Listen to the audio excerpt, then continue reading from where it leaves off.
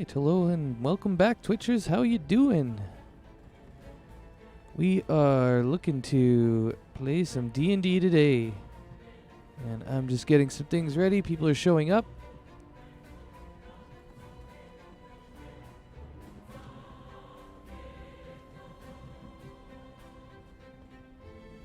Oh, we've got the battle music on. Oh no, it's the ship music. Good. The battle music will come later. I'm holding my cat right now. It's so crazy. He's like being so aggressively cuddly. Every time I play D&D, he wants to be right in the mix. Right in my face, actually. Specifically in my mouth. If he can get in my mouth, that's his happiest place. His happy place, essentially. Put his tail in my mouth. He'll put his fur, rub his face into my mouth. Try and get boops off my chin. I mean, it's totally aggressive and unnecessary. Sounds like we're doing alright on the sounds, so we're going to go here, jump across, go back to the game, and now I'm ready to rock. Yeah, we've got 3 minutes till everybody has to show up, and we've got 3 out of 5 already.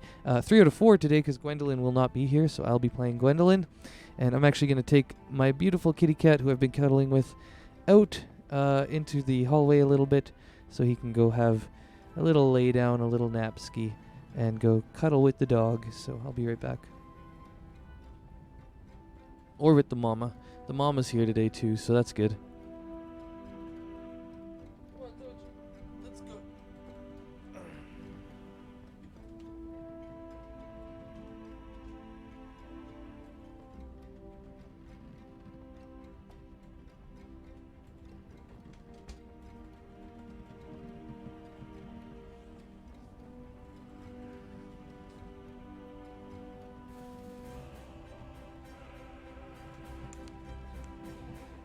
I'm just gonna go to the bathroom quick, BRB.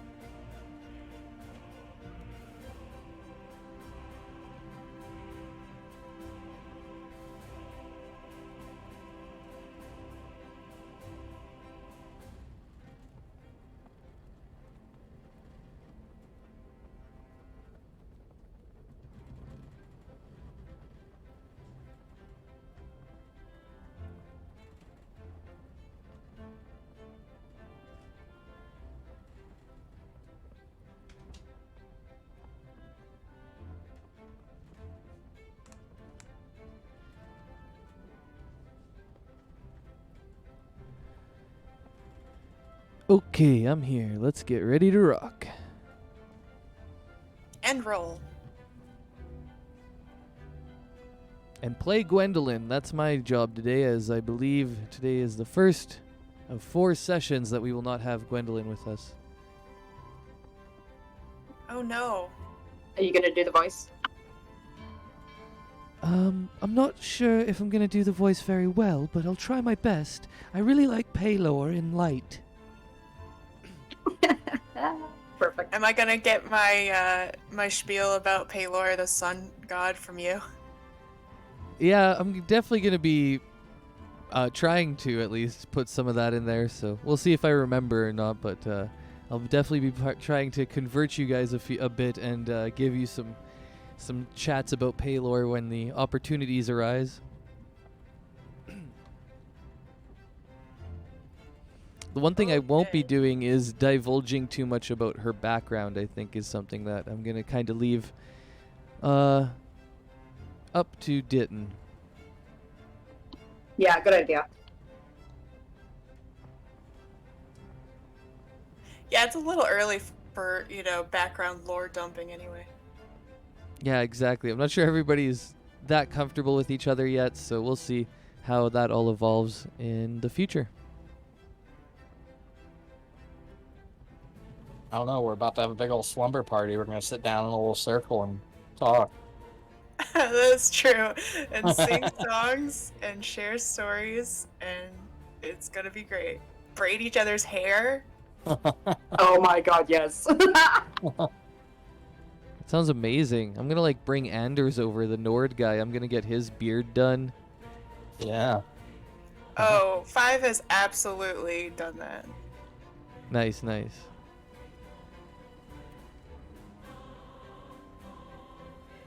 All right. Yeah, we're just waiting for Cyber, and then we're good to go.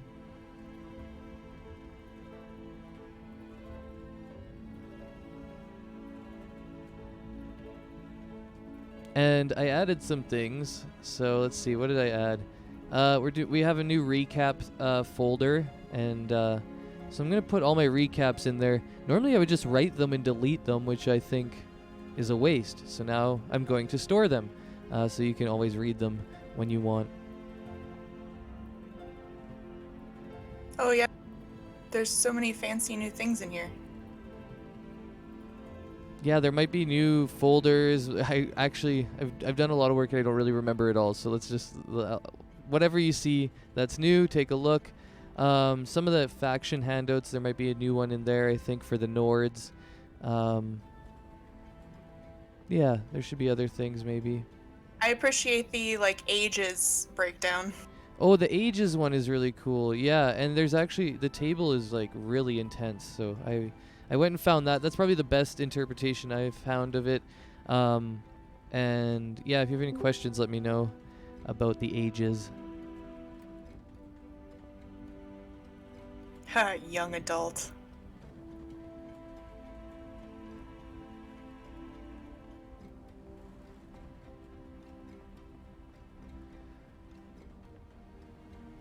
Yeah, that one's appreciate down in this. tools and stuff, if anybody's looking for it.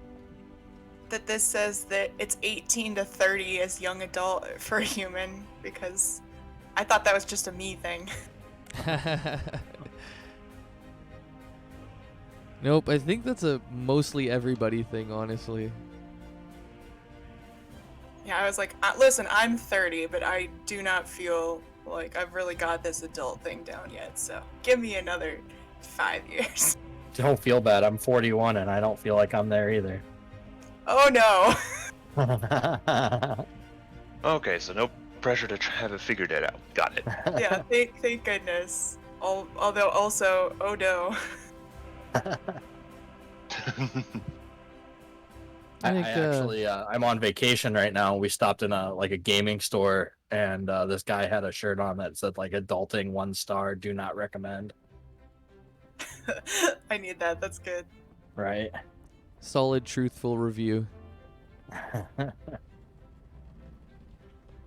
All right, well, I guess we're all here. Should we start? Yes, please recap my awesomeness from the previous battle. Yeah, I will. I think I'll drop that in there. I didn't actually write it into the recap, but then I was going to ask for questions. And I figured you'd want to put that in as an addition. But anyways, we'll start at the beginning of last session, where we were all on the beach enjoying the eclipse.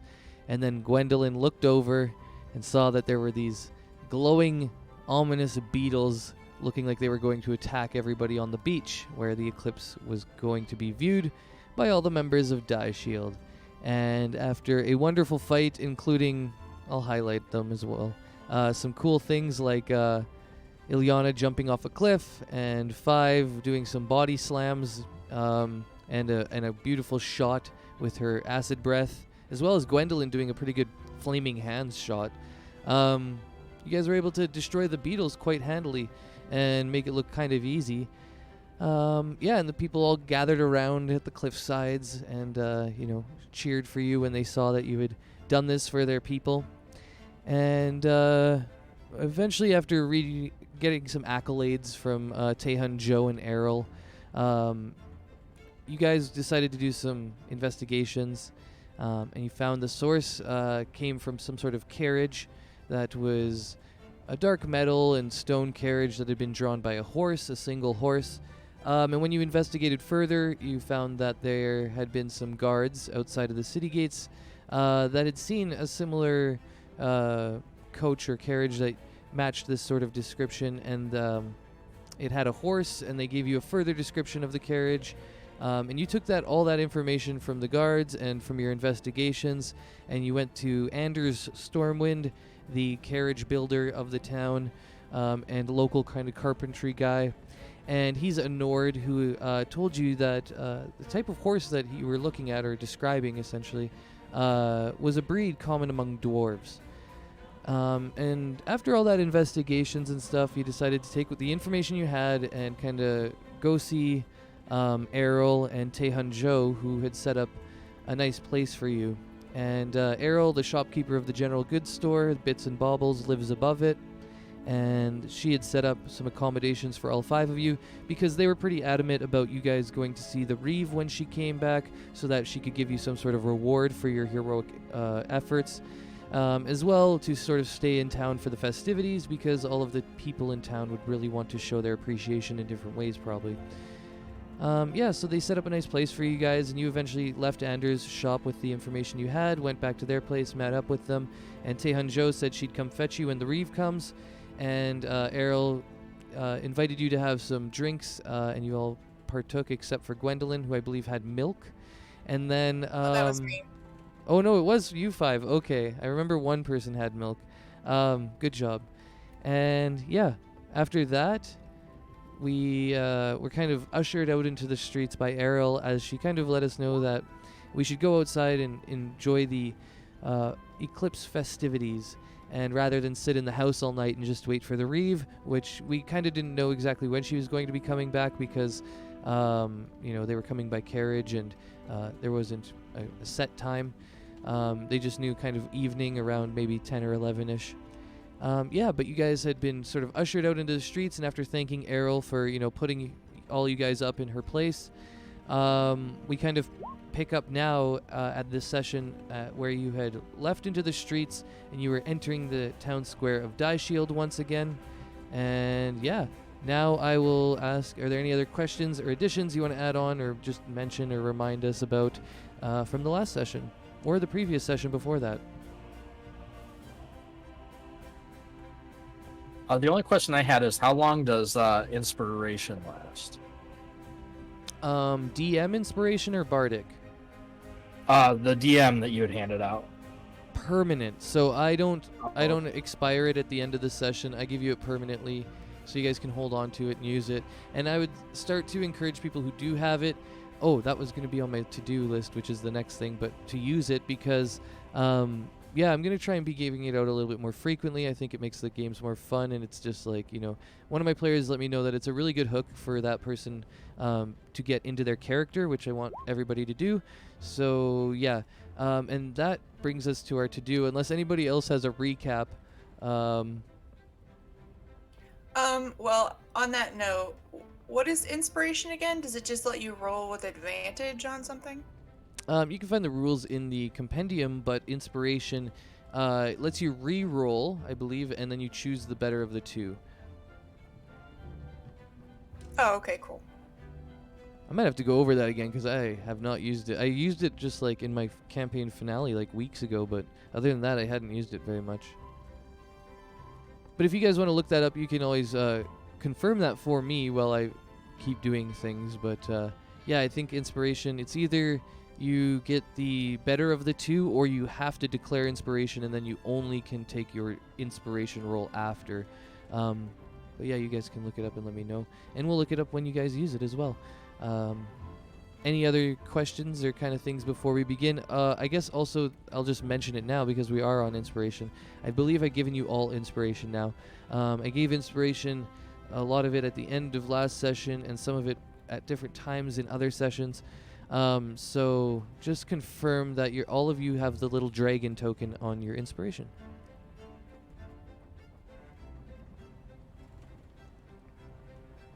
Yep, I do. Yeah. Yep.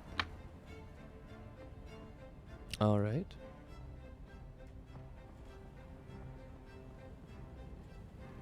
So, any other questions then about stuff, or do we want to just jump into kind of our to-do today, and a description of kind of what the streets look like as you move outward from Errol's place?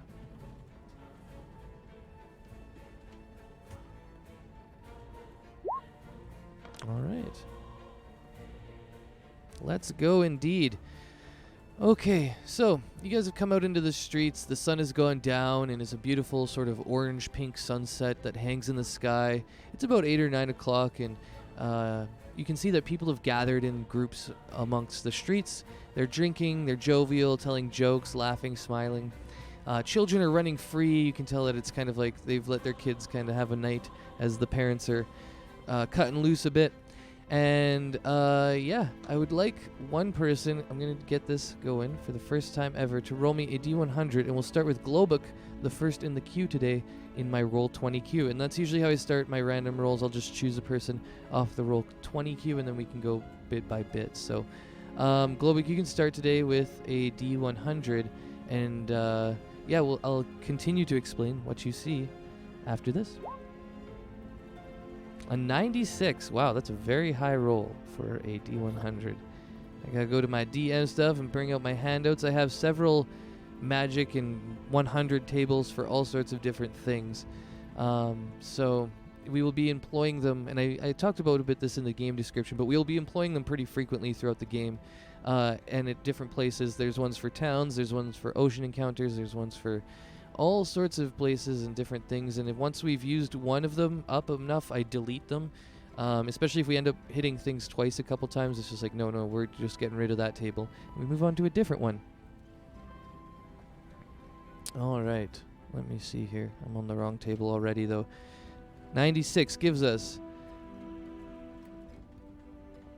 Okay. You all see that there seems to be some sort of sketchy figure running through the Die Shield town square that you're all in. And as he's dashing very quickly across the way, he dashes into your group. And you can see that a couple guards are chasing him, actually. And he... I'm going to have to roll to see which one he bumps into. One sec. We're going to roll D5, or D6, actually. And we'll see. 2. All right, so who's top and who's... 5. He runs into you, and he smashes into you kind of haphazardly, looking over his shoulders. And as he does it, he stuffs a sapphire into your hands, and you can see it's... I believe sapphire is blue, so it's a blue sapphire, and it looks pretty sizable. Like... This kind of gem, you can tell, is heavier than most gems you would see in jewelry and stuff. It's a bit larger than all of those types of gems. And as he's running by, he puts it into your hand. Now, I have to ask you, 5, seeing that the guards are chasing him, and seeing that they're quite a ways away, like they're way back, I would say, probably down one of these streets here, almost at the gates, because one of the shopkeepers has been yelling at him. So you can tell you're like pretty... I would say, covered by people and stuff. He's about to hand you a sapphire. Do you take the sapphire, or what are you going to do? Like, what are you thinking as this guy's coming to you? He's just pretty much slammed into you, and as he's handing you the sapphire, he speaks in common. He says, take it. I need someone to take it. They're going to catch me with it. And then he starts to try and run away. Okay, I would say that my first question is this guy somebody I recognize? Okay, no, he wouldn't be anybody you'd recognize. Okay, then 5 is gonna try to reach out and grab him. Okay, and I need actually Beryl to roll to see if you recognize this person. Above 10 will be yes, below 10 is no. Roll me a straight D20.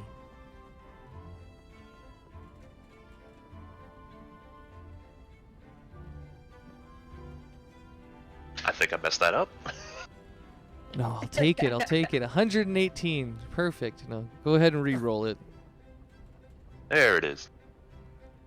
Beryl, you, and I'm not going to say too much, but I'll just go into Beryl's background.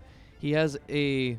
how much can I go into without giving too much away? I'll just say, Beryl, you recognize this guy from your shady past. He is, and I don't want to give too much away about you, Beryl, so how much do you want me to tell you about this guy? Because as I divulge into the person that is running into 5, it will also probably maybe even divulge into your background, and I don't want to do that too far, so you can let me know, or let the group know how much you know about this person, or you can tell them, hey, I don't know anything, like, you know what I mean? Like, you can keep it to yourself if you want. Could you, like, message him privately or something? Oh yeah, that'd be better. That'd be better. Because I figure in the meantime, there's not going to be a ton of time for him to say much, because 5 is definitely going to try to grab this guy. Yeah, and we're going to do a contested grapple check. Now, with grappling, as the defender, you are allowed to use acrobatics. As the attacker, or the grappler, not the grapple-e, you are only allowed to use your athletics. However, because I'm like able to dodge or fight it, I'm allowed to use athletics or acrobatics. And I'm just going to take 2 seconds standby before we get into that check to message Beryl about this member of his past.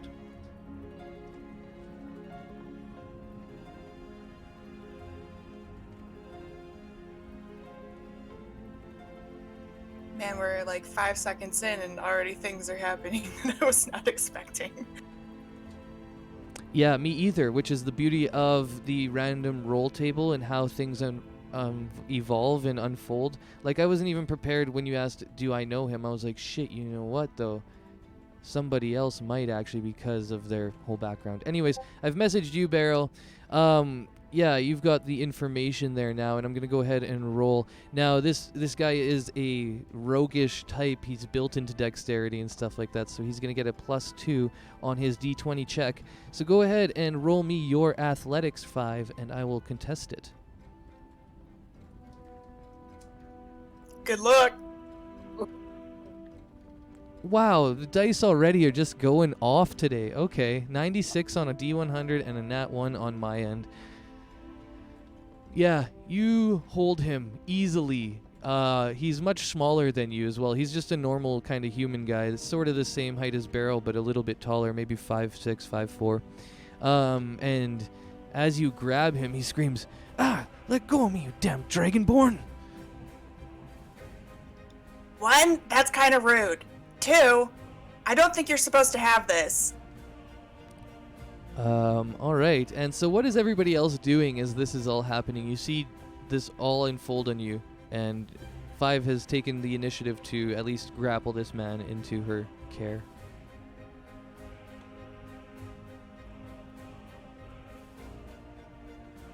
Did Leanna be able to see who has the sapphire? Actually, let's Yeah, see. I literally just like held it up and was like, I don't think you're supposed to have this. Like, Yeah, it's very obvious. that works for me, yep.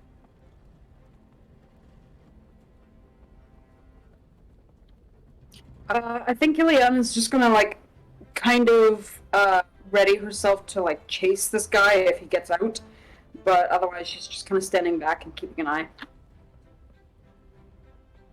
All right. I guess I'll ask, is anybody going to try and help him or anything else as the guards are now catching up to him and approaching your group?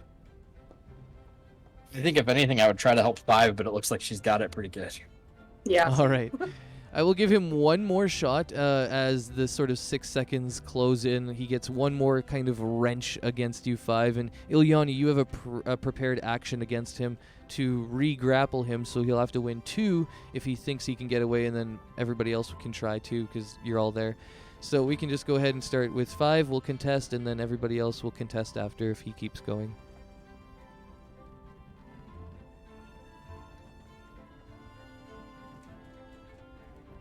Oh, this time I get the good one. 5, I'll need your athletics again. Oh man, I don't know if I can pull that out twice. Just gotta hit, what, 17 or above? Come on, you can do it. Let's go. I mean, the odds are not in your favor, but let's go. If I want to use my inspiration, do I have to say beforehand? Sorry, I forgot I had my GM rolls on. So if you guys can't see my rolls, you should always be able to see my rolls. I don't hide my rolls. I don't play that way.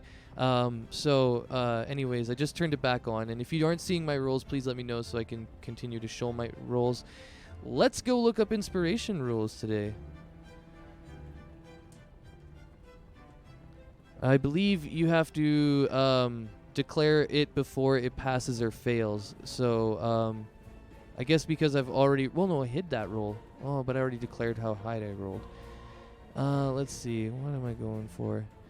Not backgrounds.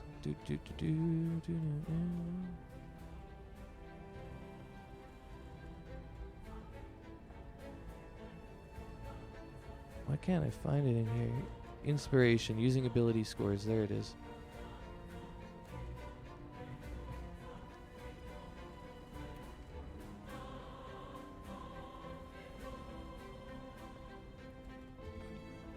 I thought I could find this easily in my DMG. If you guys want to look this up too quickly and just go ahead, you can look in the compendium. For some reason, it's not on its own. Background. Oh, gaining inspiration. Backgrounds, inspiration. Using inspiration. It's under backgrounds? Really?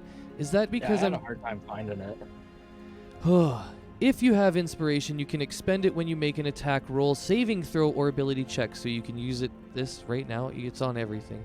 Spending your inspiration gives you advantage on the roll. Oh! Additionally, if you have inspiration, you can reward another player for good role-playing, clever thinking, or simply doing what's good in the game. When another player character does something dope in a fun and interesting way, you can give up your inspiration to give that character inspiration, which is dope because I did not know that you could trade inspiration out and kind of give each other pats on the back for really good roleplay. Anyways, 5, so that means you get advantage on it. Okay, then I'm gonna go ahead and use it, because why not? Alright, yeah, go ahead. And you can use it anytime. Dope. Yep, alright. Yeah, hit me up. Aww. Yes!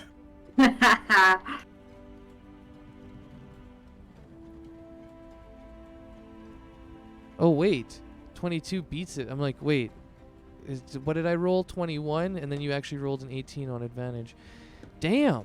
So he does not break out. He's still held by you. And the guards crash in on you guys and say, oh my god. And they pat you on the back 5. They're like, good job.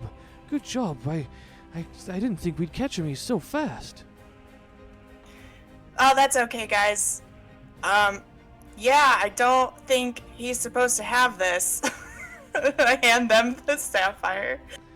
Yeah, and you can see they've started to already like put him in like bindings. I forget what they're called. There's a specific name for the handcuffs in this world, but it's like the handcuffs.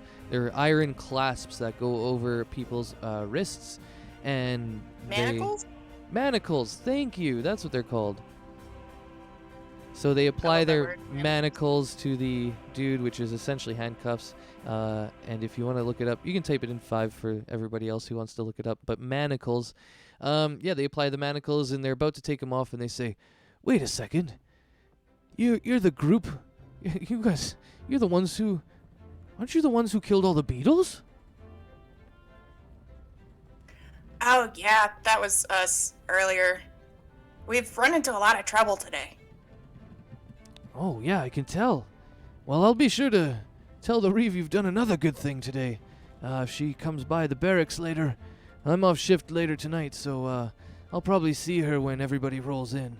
I won't be sleeping. I want to see when they come back from the front lines. Did anyone notice, like, did Beryl make any sort of, like, indication that he knew this guy? He probably tried to just make himself not visible to the guy. Yeah, and I would say that he didn't notice you because he's literally like crashing into this Dragonborn and, you know, looking at the guards and stuff. And Beryl, yeah, since you tried to sort of hide away from the guy, I guess if anybody wants to roll against it, we could check it out. But it would have to be on Beryl, like, as far as if he wants that roll to come out, because I don't think. Well, no, I allow you guys to do this. So essentially, it would be Beryl if you're deceiving people. Everybody can insight check him if you want. And then Beryl, if you're deceiving people, it's deception, or persuasion if you're not. And that has to do with just the interior motives of what's going on. As you clearly kind of try and hide from this guy, as you said. So actually, we'll just roll it perception. Sorry, insight. Yeah, we'll re-queue that.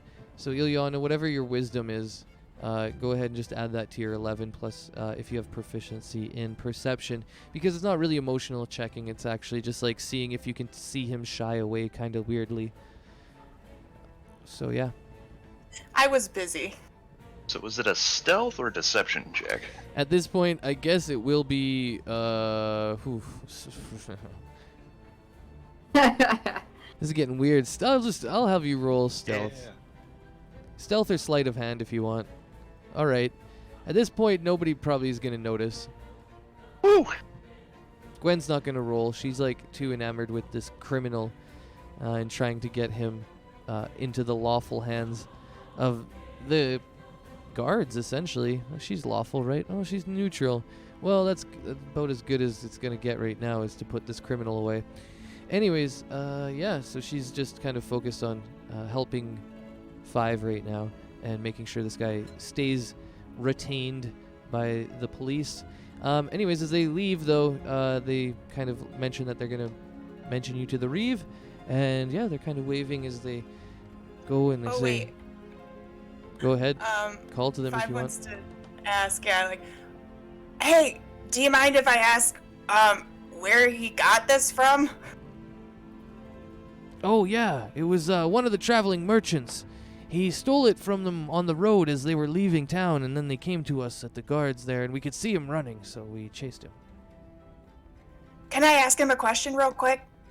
Sure. Five walks over and kind of, leans down, not necessarily trying to look intimidating, but probably looking a little bit intimidating anyway.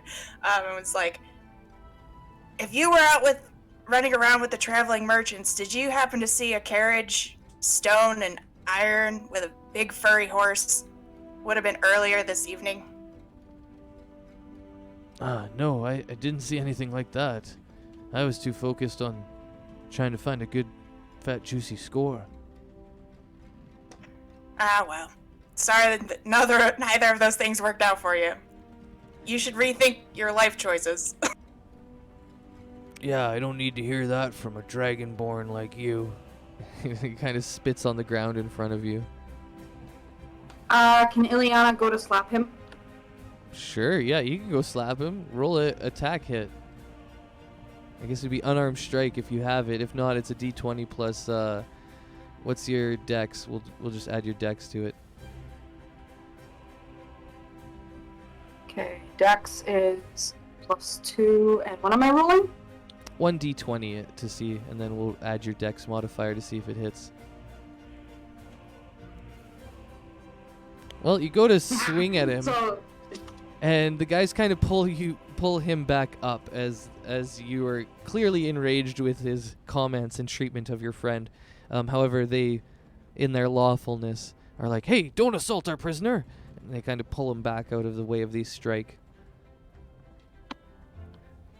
Five just looks kind of puzzled, like, doesn't really put together that you're trying to defend their honor or anything. But it's just like, nods to the guards like, okay, that's it. Thanks, guys. Alright, we're gonna take this guy to the brig, and maybe we'll see you guys tonight later on. Who knows? And they take the prisoner away to be jailed. Just had the misfortune of running into Five, who's just kind of in, like, uphold the good of the law mode right now, because... Yeah, that's fair. And this is your hometown. Like, you don't want criminals running around your hometown. Yeah, I mean, I was like, if Five, like, knew them, maybe it might have been one thing, but I don't know that guy. Yep, and this this character is actually now has a backstory and a whole bunch of stuff. So it went from a not even existing to, in that moment, now it's a full-on character with a history and everything. All right, well, that ends that. However, the sort of commotion and stuff around you has drawn the eyes of a halfling woman. And she's wearing sort of like a beret, a blue beret, and she's got a feather quill in her hat. And she's carrying like a notebook. And she's looking very inquisitively at all of you. And she approaches you all, and she stops in front of you, Five, and she says, "I can't help but say that I overheard that you were the ones who killed the beetles." And she kind of looks at you all inquisitively. Do I know her? We'll roll for that. Up 10, yes. Down 10, no. Oh, you do know her, actually. And she says, as she says that, she says, "Oh, wait, 5. There, yes, there you are. I thought that was you. I wasn't sure. There's not many copper dragonborns around in this town. How are you doing? I heard you and your friends here defeated the beetles." Yeah, I always forget how fast word travels in Die Shield. Well, yes, it was one of the biggest events of all of the eclipses, probably in all of history. Yeah, unfortunately, somebody was trying to attack the festival. At least we think so. We've been trying to figure it out, but now we're being forced to go, party. Oh, I see. Well, I'm sure the people out here would love to know your stories. Maybe once you're done partying, you could come see me and tell me a little bit about all yourselves for a story. Oh, sure. Probably, I guess. What's this person's name? What's her name? I guess. Oh, and you would know her name. So her name is Ruby Sparkle, and you would also know that that is technically not her real name. Everybody knows that that's not her real name. That's like her entertainment name. Ooh, Ruby Sparkle. I like it. Yes, and she is the town reporter for Die Shield, and she writes in the Die Shield Daily. I'm just going to bring up her sheet on the Die Shield folder for you guys. Boom. Should be able to see it now.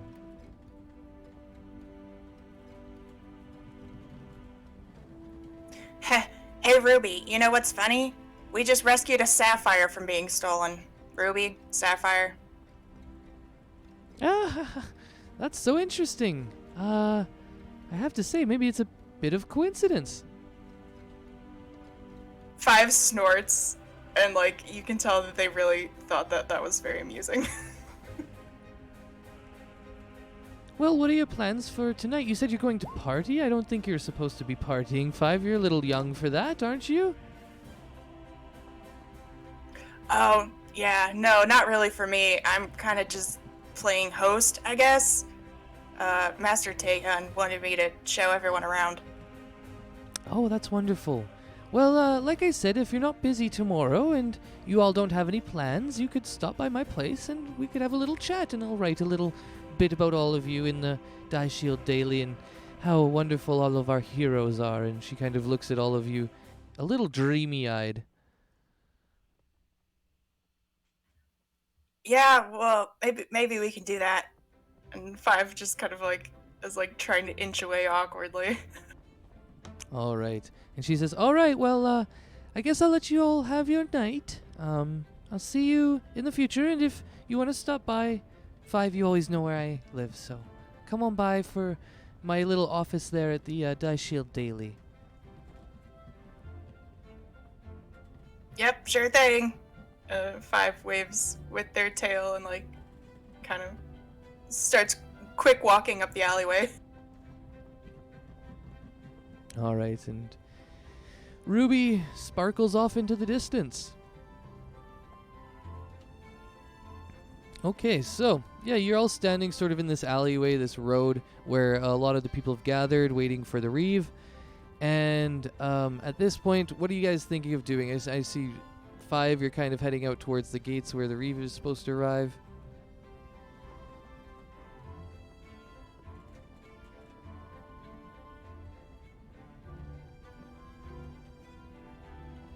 Five is gonna kind of try to go off a bit in these kind of back alleyways. All right, and I assume the group's all following. Gwen will come and hang out with you. She's like, "Oh, where are you going, 5? Oh, I just have to do something real quick. 5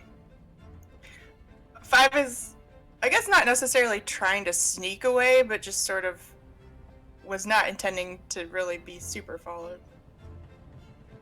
Okay. Well, at this point, I want you all to roll a perception.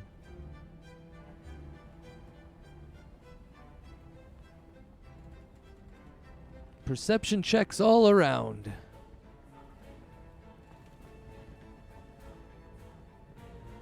That's not bad for Barrel. Yeah, I won't make Jack Gwen of all do it. trades. So everybody passes. At this point, you can see that there are crowds of people that are starting to collapse a bit in on you guys. They're kind of pushing you back 5 out of the alleyway, and they notice who you guys are. They're like, "Oh my God, it's the Dragonborn heroess." I don't know what's the word for female. I don't know. Anyways, it doesn't matter. It's the heroine. Thank you. God damn it. I thought I was good at language, but I'm not. Regardless, they're like, "It's the heroine Dragonborn," and they're all sort of swarming in on you guys. And Globuk, now they're like, even there's a bunch more people in the trade district in the middle of the square, and they're all kind of pushing in on you guys, and you're all getting like sort of squished up against a wall. And you can see the crowd is growing more and more as people are like literally swarming you from all directions. What are you guys thinking or doing as they're all very friendly. They're all like yelling questions at you guys like, "Oh, how'd you kill the beetles?" And then like one's like, "Oh, that's the Dragonborn that did the body slam." And then they're like pointing at Ilyana. They're like, "That's the drow who did the crazy dive." And they're all like saying nice things, but it's just like it's a really aggressive way they're all doing it. And I just kind of want to know what you guys are feeling as that's all happening. And Gwen's kind of just standing by 5 a little bit because she's like the youngest of all of them, and she feels this sort of like protective nature.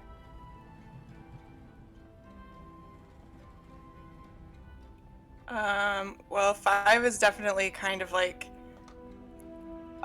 this is like the most attention that 5 has ever gotten at one time that was positive attention, and not people that she knows, or at least not like one-on-one. So I think she's kind of like, she's just sort of like, if she wasn't so big, she would just be kind of like folding in on herself, like awkwardly, like just kind of nodding and like just looking around, trying to like figure out how to get out of the crowd. Okay. And everyone else, what is going through your minds as this crowd is imposing but still very friendly? They're yelling things like, "Tell us about your stories. Who are you? Where are you from?" It's kind of like but there's a lot of people there.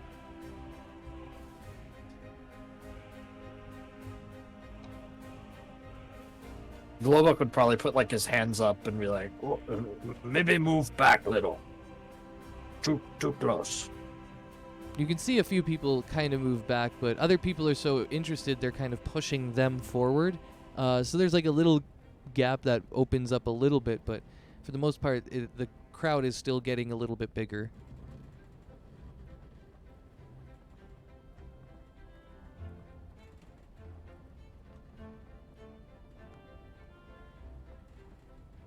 What are you thinking, Beryl? Ilyana?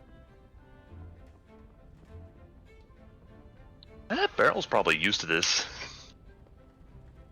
That's fair. Same with Ilyana, but question, does 5 have, because they had wasn't a javelin, but it was like a long, was it a javelin? Yeah, I've got my javelin. Can I see where it is? Probably. It's just attached to my back. Yeah, you can see it. Okay, can Ilyana just kind of like calmly grab the javelin and like step in front of 5 and just be like, whoa, we need space, guys, come on. Yeah, for sure. You see as, 5, are you going to contest that?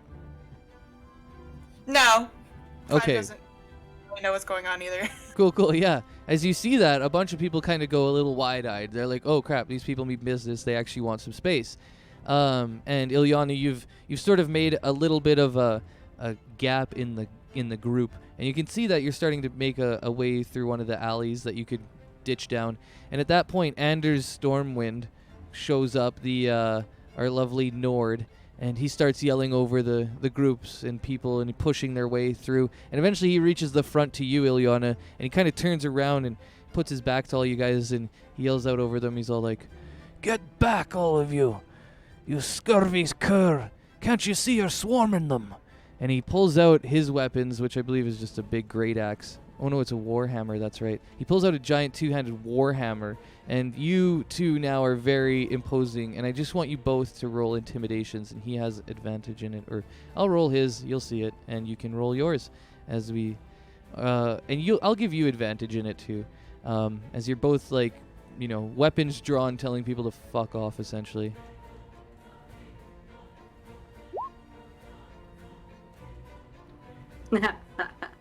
Oh wow. All right, well, they don't seem very deterred by you for some reason. I mean, it's a freaking Nord barbarian and a drow. But, hey, for some reason, both of you are unable to really coerce the people, and they're still kind of swarming in on you. The crowd is growing bigger, and at this point, Anders is yelling more, and he's kind of walking around and, like, poking his warhammer out, kind of, like, jabbing it at people, trying to get them away.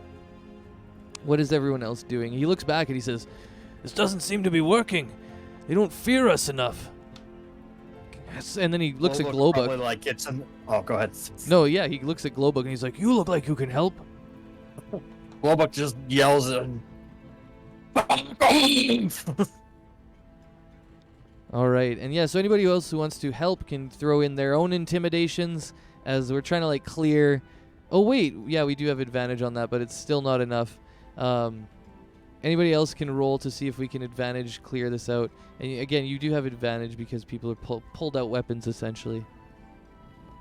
And my charisma is really low.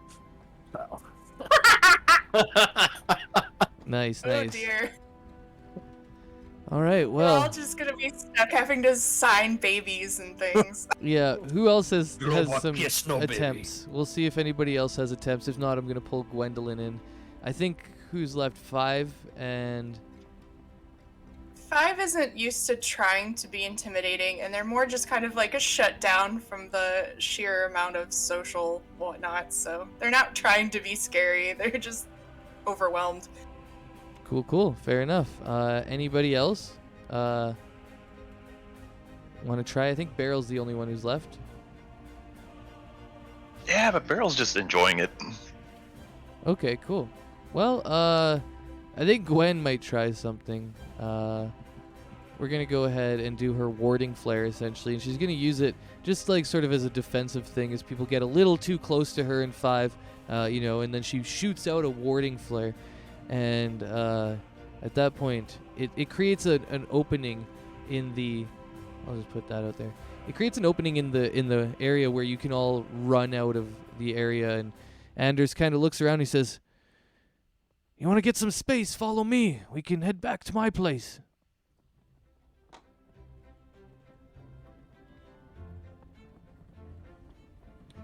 Okay, Ileana's gonna follow, but she's going to take her, she's gonna take 5's javelin and just kind of like hold it in both hands so it's like lengthwise and just kind of like push people back if they get in front of her.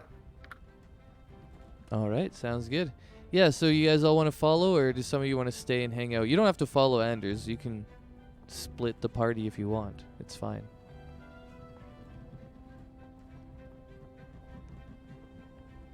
Um, 5 is gonna try to duck down this alleyway to the left.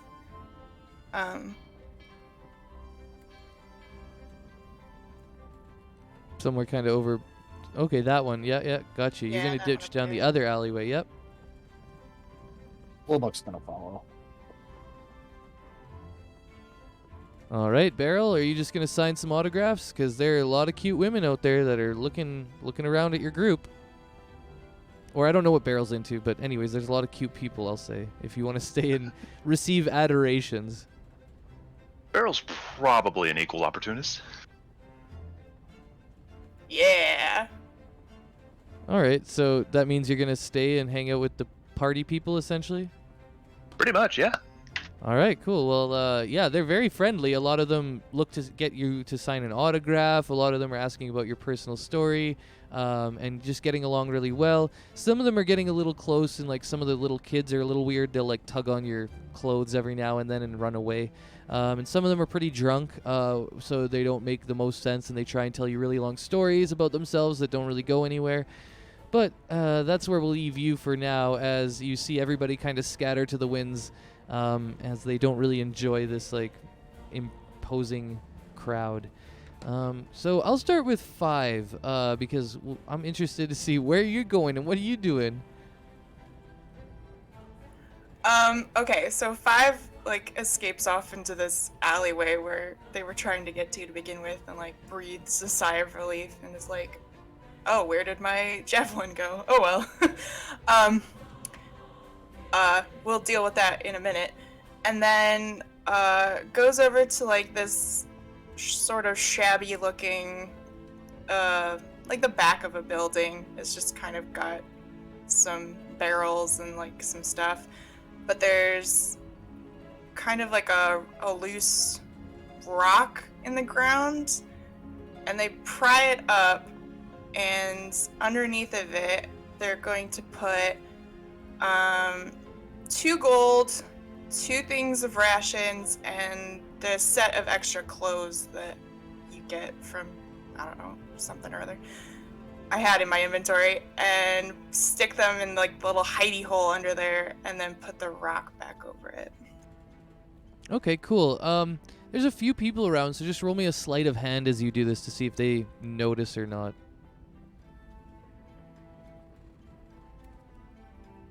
All right, they don't notice.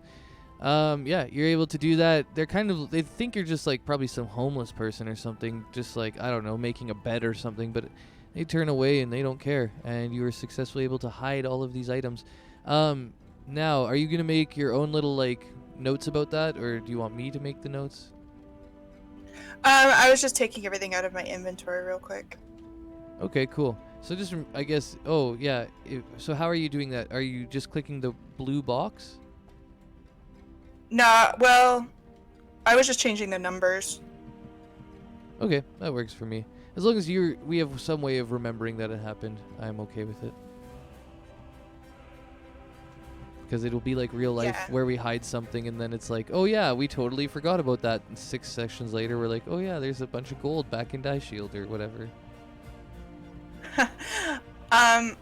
Well, I was gonna say, I guess nobody followed me, so like nobody really would see me do this, but this has something to do with 5's urchin background. Yeah, I figured as much. It's like hoarding wealth and stuff like that, and making hidey holes and all that kind of urchin background, poor person type thing. It's not really poor person thing. It's more like, I don't know, a reclusive type person, like almost like a hermit kind of thing, but a little different. 5 also stuck the little wooden JoJo carving in there too. Okay, cute. All right, and so after you do that, what are you gonna do? As you can see, the crowd is dispersed as they're all very like concentrated on barrel now, so you can move about pretty freely. 5 is gonna try. Can I try to get up on the rooftops?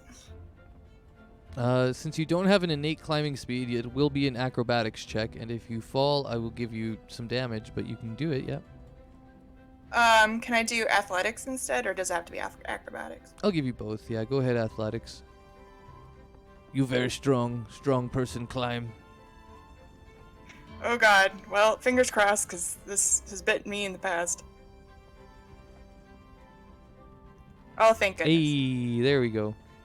Yeah, you're able to get to the top of the rooftops, and now you can kind of bounce around between rooftops and rooftops. Your strength actually really gives you a dope jump speed, and you have your key points if you want to do your crazy jump. So you can gap the rooftops and the kind of the streets even, and you can literally travel probably most of this whole city. Yeah, I would give you, other than the big gaps here, these ones are those are a bit bigger maybe. Okay. I think 5 is just gonna kind of try to make their way to. Anders said that he was going to take them back to his shop, right? That was in the trade district, kind of south of the Night Owl. Yeah, I can kind of ping where it was. Yeah, it was exactly right over there where he was sort of sitting at the beginning.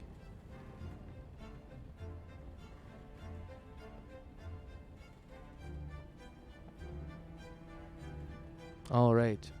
And I will leave you there for now because I'll go back to the other folks here. Ilyana, Globuk, You are just following Anders back to the shop, right? You're not doing anything special, or do you have anything you want to do special? Nope, just following. Just following. Okay. Yeah, as you guys kind of go throughout the alleyways and stuff, you look back now and then, and you can see that Beryl has like attracted the swarm of people. And he looks pretty fine. Nothing has happened to him yet, so he's just kind of sitting there. And you can see he's like enjoying himself, laughing and stuff. So, anyways, yeah, you guys make it back to the shop.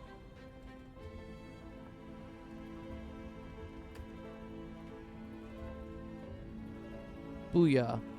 So you've all arrived at the shop now, and Anders opens up kind of one of those heavy wooden garage door type things, the big double swing out doors that they use on old barns and stuff. And he swings out the doors, and one of them, and kind of ushers you all in.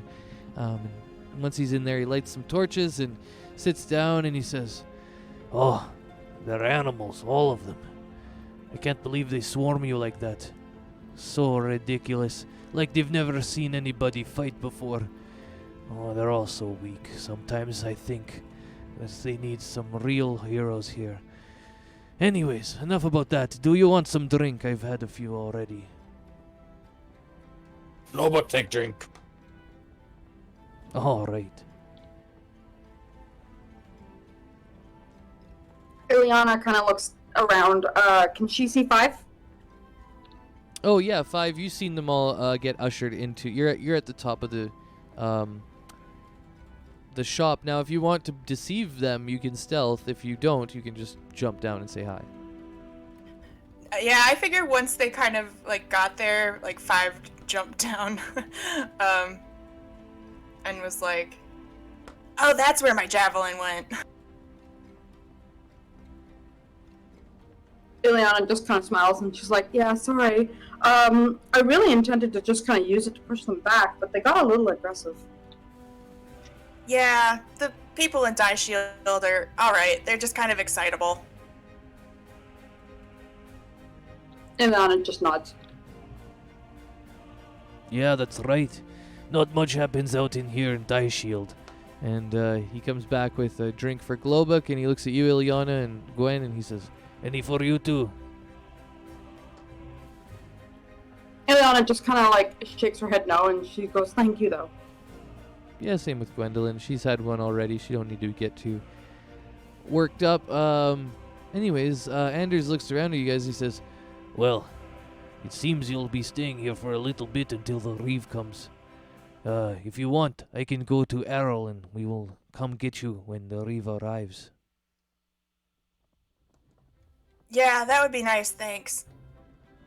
All right. Well, in the meantime, because it's going to be still a little while probably, is there anything you want to chat about?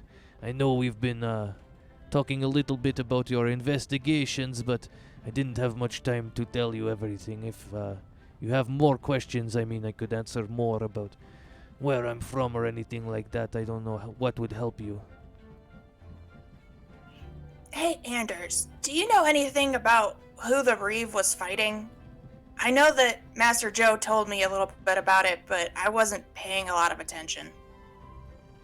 Yes, I know a few things that the Reeve told me when they were leaving.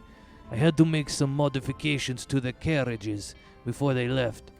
I did some very good work for them. They were very pleased, but while they were in my shop, I overheard them talking about this meeting that they've gone to. Apparently it was supposed to be a diplomatic meeting, but something must have gone wrong because a battle broke out and few men were injured. Apparently we have some casualties as well. So, it is not a very good thing to hear that something of a good, peaceful nature turned into something violent like this. Which of the dwarves was the Reeve supposed to be meeting? They flew the banner of the Hill Dwarves, but this obviously was some sort of deception. Or the Hill Dwarves themselves think they can come into the Empire. And he kind of laughs. Ho ho ho ho ho ho.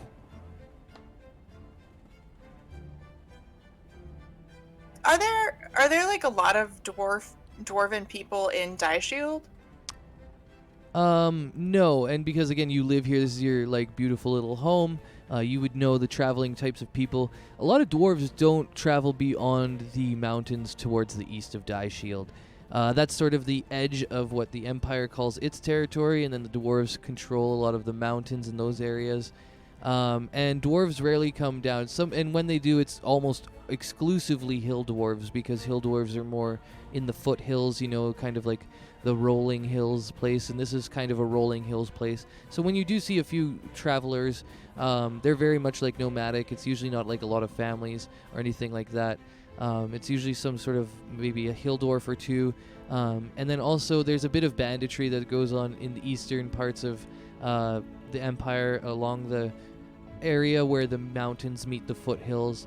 And in those areas, that sometimes bandits will come into Die Shield actually and buy things, and people won't know they're bandits specifically, but sometimes you can just kind of tell that these hill dwarves are a little bit more rough.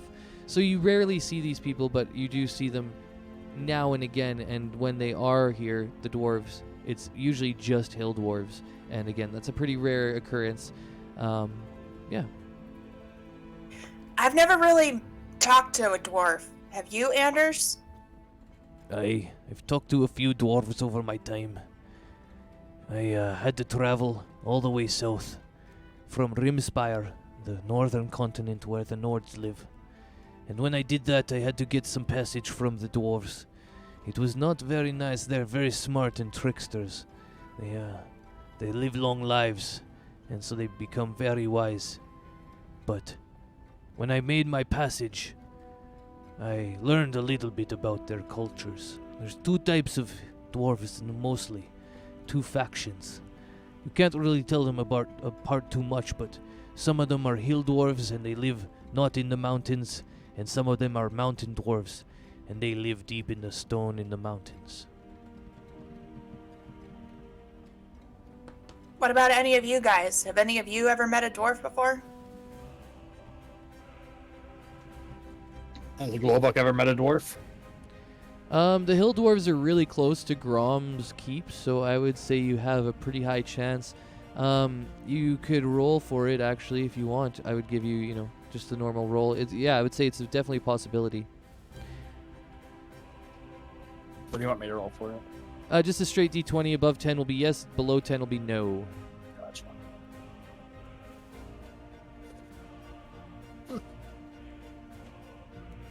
Dwarf, okay, they make good ale.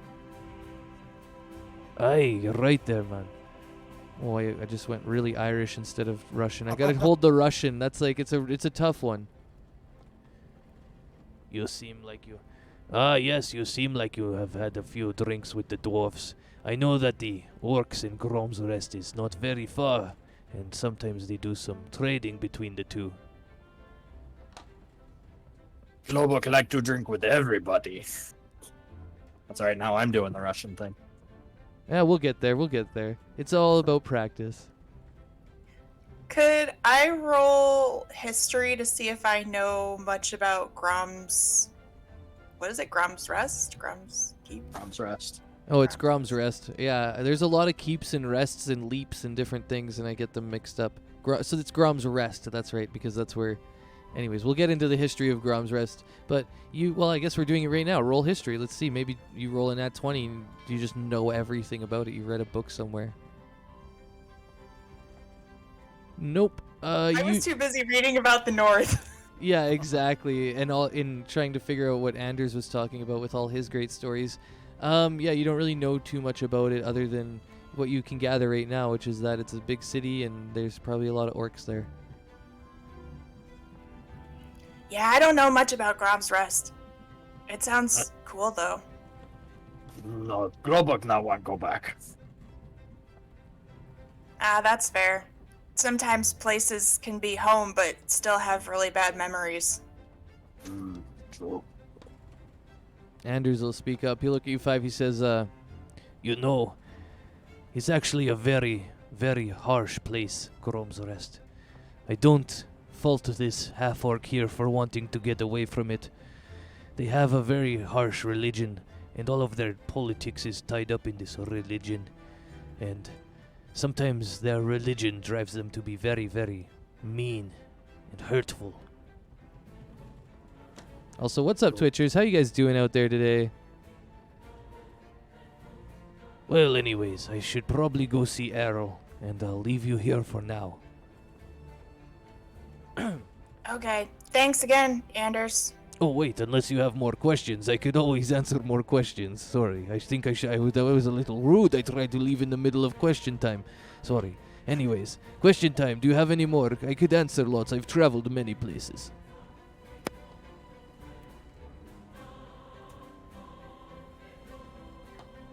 Good. I think we've taken up enough of your time, but thanks. All right, then. If you have any more, you can always know where to find me. Come and we will talk about my many adventures even more.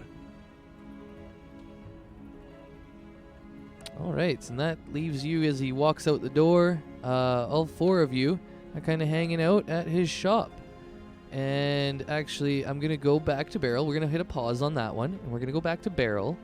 And Beryl, now because you decided to hang out with the townsfolk, you get a D100 of random encounters as you are chilling out there and there's a big old group of people.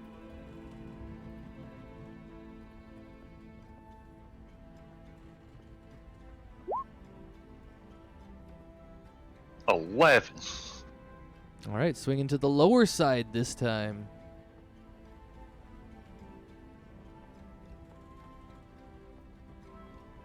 Let's see here. Oh, weird. Okay. While you're enjoying all of this, kind of, and the crowd is moving along, blah, blah, blah, and you're, like, getting ushered in different ways and pulled and whatever. At one point, you do see down an alleyway, somebody is trying to put a body into what looks to be a very shallow grave that they've dug, into one of their sort of gardens in the alleyway here, and you can see it, but a lot of other people don't see this. It's just happening, and they're trying to do it very, very quick. You just catch it out of the side of your eye, and you can just for a moment see this person trying to store what seems to be a limp body in their garden. They have implements like a shovel that they're probably going to use to start covering up this body.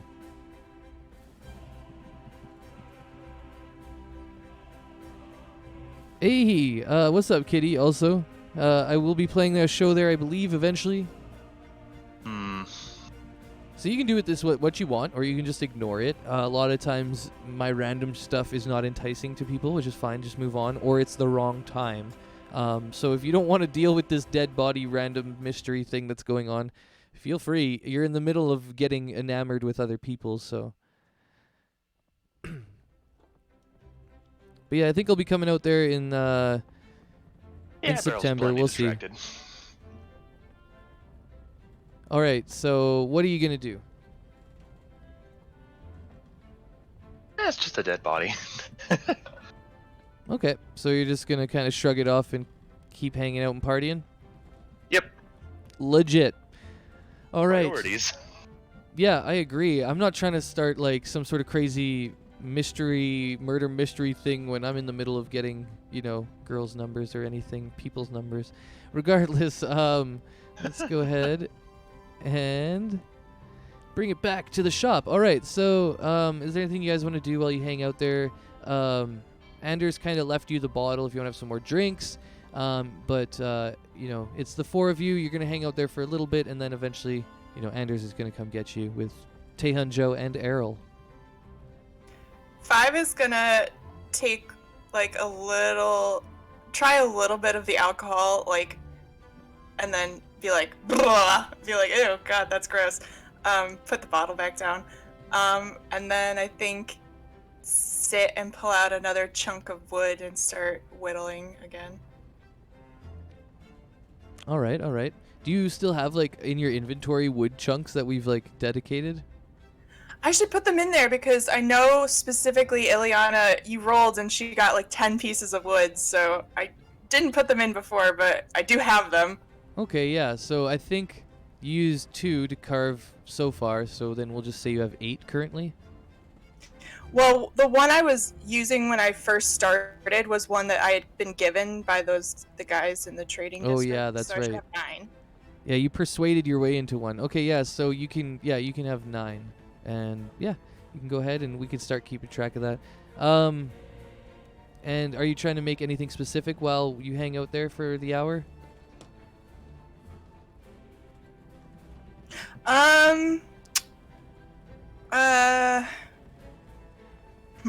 Good question. I'm gonna try to carve one of the beetles. Oh, that's really cute. Go ahead and roll it, and I believe you got proficiency and dexterity is how we do it. Okay, so roll dexterity and then just add my proficiency. Actually, you can click it on the sheet. So let me bring up Gwen's sheet. Down in the bottom where it says tools, you'll have blub, blub, blub, blub. And she's actually going to give you guidance. I just realized because that's what clerics do. So she's going to guide you as she sees you pull out your tools, your woodworking tools. She's going to guide you. So you get the 1d4 skill modifier. You can apply that too. And that is down in the bottom left-hand side of the sheet under tool proficiencies and custom skills. And then it will prompt you usually Should I add it? Because I don't actually have the wood carver's tools in that area. I've just got my disguise kit and my thieves tools. That's right. You don't have proficiency in woodcarver's tools yet. Okay, so just roll straight 1d20 with your dex modifier and a 1d4. I'll allow the dex modifier. Let's see how good you are. Pretty good. Oh, they might have released it actually, not told me, man. They do that sometimes, so they might have released it. Oh, yeah. Wow. Jeez, you literally make it perfect because you add your dex modifier, which is what, 0 or 2?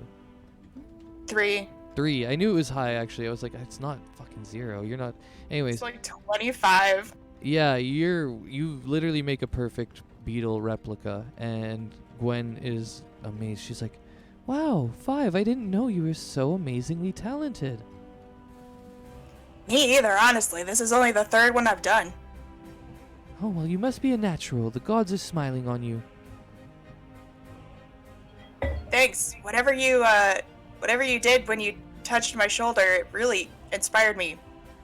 Oh, that's a little bit of a gift from the gods that I can share with others. I hope it didn't scare you or anything. Oh yeah, your sun god, Pelor, right? Yes. I think. Yes, that's a little bit of his touch in our lives.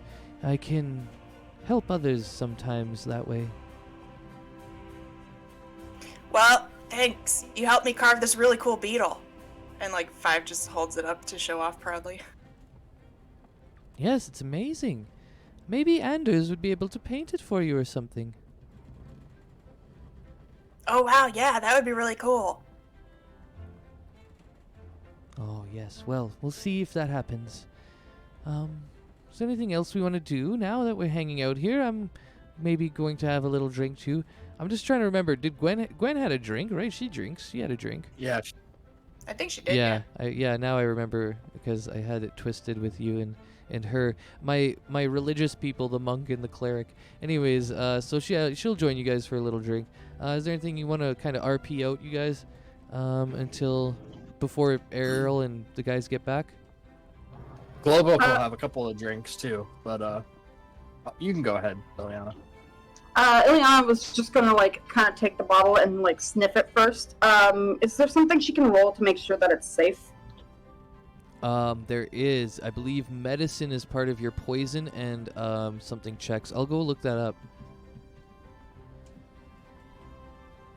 There's definitely and I wonder if Gwen has it right now. She wouldn't have it equipped though. There's a detect poison cleric spell first off, but then there's also I think you can do checks. So I'm just going through the poison rules real quick here, and then I'll think about it. Because if I remember correctly, you just roll a medicine check, and if it's over a certain amount, it works.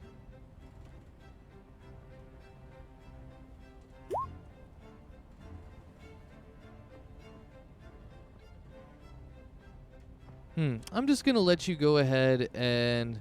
Oh, yeah, I'm going to be haunted by that dead body, too. A hook never explored is always a haunting thing. But anyways, I'll just have you roll your medicine, and we'll see if it's high enough to detect the... Because are you tasting it specifically, or... Smelling it and looking at it. Okay. So then actually, I think I'll just have you roll perception for that. Okay.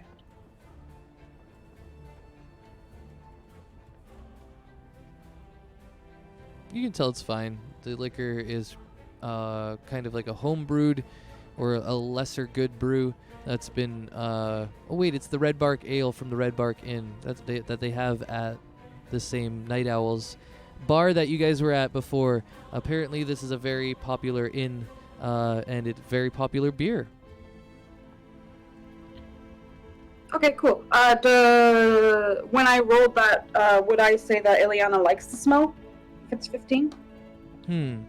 Well, the Red Bark Ale is a hoppy kind of sweet ale that it's zesty and hoppy. It's not too bitter, and it's amber, so it's not too dark and it's not very light. So it's kind of like a middle ale. And I'll just let you kind of choose. Go from there? Yeah. Yeah, okay. Ileana's gonna pour herself a drink, and she's gonna just kind of sit down and look at everybody. While Gwen was going off about Paylor, she just kind of like rolls her eyes a bit, but when Five holds up their beetle, like Ileana will like warmly smile at it. Awesome. Hey, look, Ileana, your tarantula has a friend now. You mean a snack? Five just kind of like thinks about that.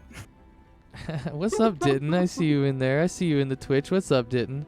How dare she talk about her god? Like, oh, huh, yeah, you're right. Does Five then wonder how big that tarantula was? Yes, that was literally the next thing I was gonna say is like, now I was just imagining the size of a tarantula that could eat those giant beetles and like, it's all playing out.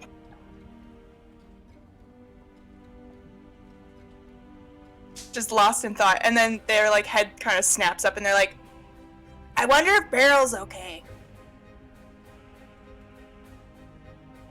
Yeah, I wonder if he's okay too. I saw him just sort of hang out with everyone there, and well, hopefully they didn't rip him apart. Ileana just laughs and she's like, knowing Barrel, ignorance is bliss. He's probably fine. They're all probably good. Well, if you guys are sure. Five, who was that little sparkle lady that asked too many questions?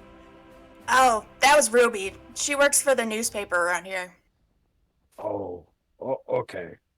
Me no want to answer question.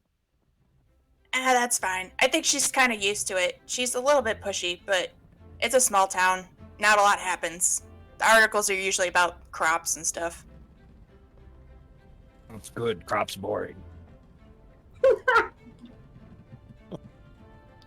Well, they do lead to food, which food is fun. Food, very good.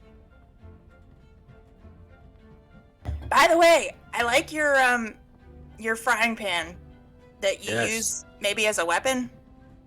Well, only if axe break. So, are you good at cooking? And Five's eyes like gleam, like they're very interested in the answer to this question. Globuk used to work as cook in inn.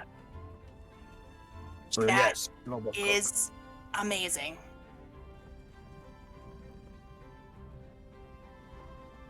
But Globuk really not like want to to eat. tell Sparkle Lady about that. No, that's Only Five. fine. Oh, well, thanks. I really like to eat, so, But if sometime Globuk have to cook for Five. Yeah, I guess we're all kind of hanging out together now, adventuring. At least I think that's what Master Joe is hoping for. I think that's what's happening. Safer to go in group. Yeah, I'm supposed to be leaving the monastery and going to learn about being a dragonborn, but I've been in Dye Shield for so long, I guess I'm a little bit nervous. How do you have to learn to be dragonborn? Aren't you already a dragonborn? Yeah, except I got separated from my family a long time ago, so I've never really met another Dragonborn. Oh. That makes sense. Yeah, so I don't know. It's like when I first learned that I could do the acid thing, I was really surprised because I didn't really know what was happening. It was kind of scary. You just open your mouth one day and a bunch of acid comes out. Would be scary. Glowbuck opened mouth one time and ale come out. Yeah, it's kind of like that, except it burns maybe a little bit more. I think so. I accidentally ruined the rug in the main hallway, but Master Joe wasn't mad, which was nice. Ileana just kind of turns to Five and goes, "So who is Master Joe to you?" Oh, well, Master Joe's my master. Well, I think technically now she's the Grandmaster. She's like in charge of the whole branch of the monastery here. But to me, she's always just been my master. You know, she taught me everything that I know about being a monk. And what does being a monk mean to you?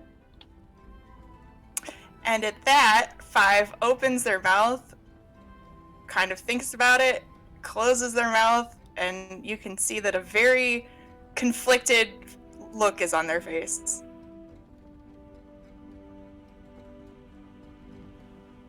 I'm not sure, really, I guess. I think that's part of why I'm supposed to leave. It sounds like this part is the next part of your training, then. Haha, yeah. That's what Master Joe said. And then Five just kind of gets kind of quiet. You know, Five, I know some Dragonborns. Actually, my master as well is a Dragonborn himself. Oh, really? You mean there are some Dragonborn that worship Palor? Yes, in fact, he was very helpful in showing me the light. If you ever have any questions about Dragonborns, I might be able to answer a few of them. Where were you from again, Gwen? Oh, I'm from a small town just northwest of here called Wood.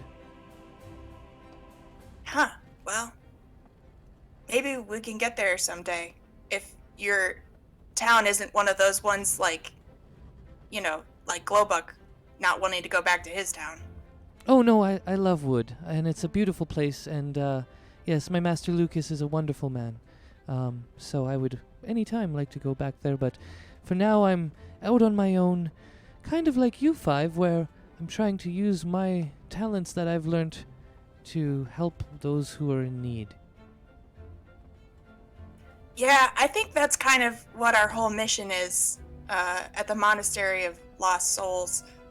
I've always tried my best to help people, like Master Joe said that I should, but yeah, I think I just need to work harder at being a good monk.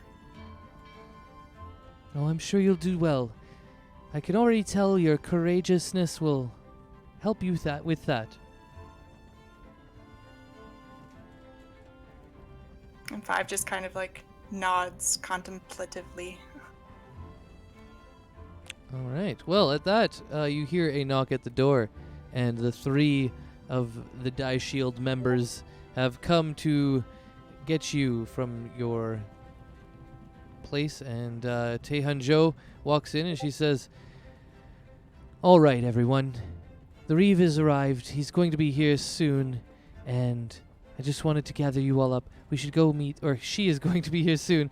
We will go meet at the go meet her at Ghost Hall at the West Quarter at the gates there, and we will see what has happened with her, and as well we will let her know what has happened here. Come along." What is Ghost Hall? Because I assume I would know. Ghost Hall is the nobles' area. So the Reeve owns all of Ghost Hall, and it's a noble estate. And on the estate is different Empire buildings as well. So there's different barracks and stuff on the estate. Essentially, it's like where the Reeve lives, and it's kind of like a very palatial type estate that also is tied into the running of the city and the city guard and all that type of stuff. So it's kind of, yeah, it's like a special noble's estate that she possesses.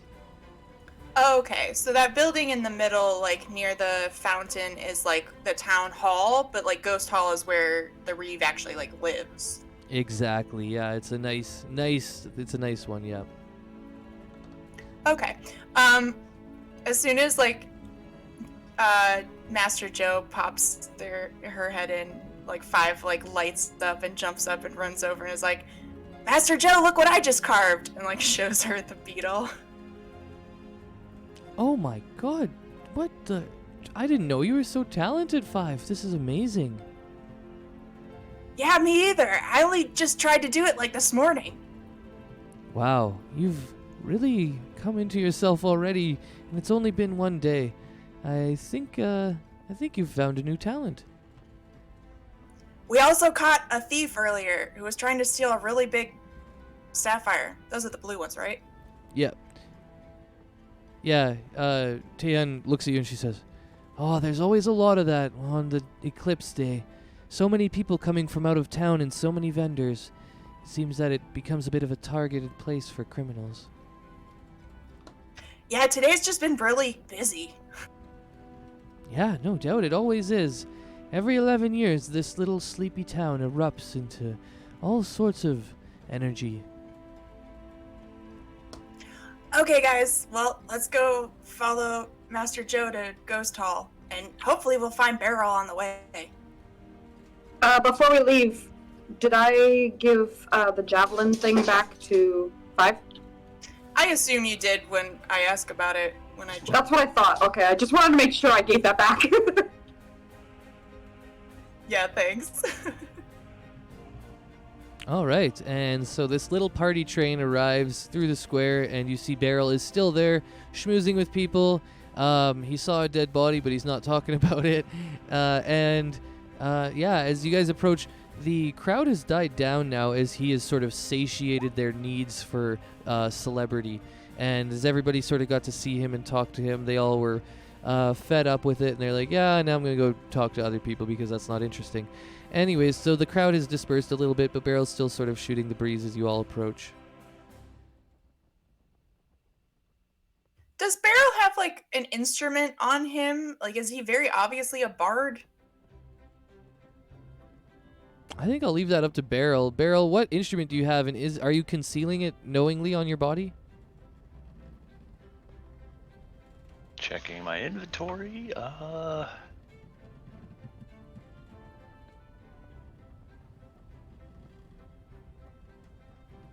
I'm going to take a little hoot, too. I'm going to take a little standby, a little water. This is good.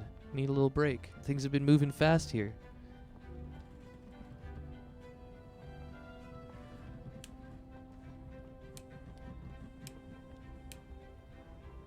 Yeah, gotta stay on top of that hydration. A lot of talking.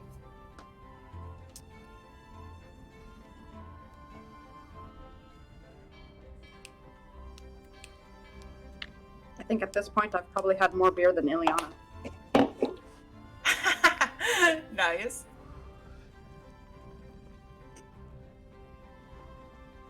I can also check your sheet, too, quick. Weirdly, I don't think he does. Oh, wait. Unless you take the right background, you don't get your thing in your thing. Does that make sense? You have to take entertainer background to get a starting instrument. Pretty sure. Oh, okay.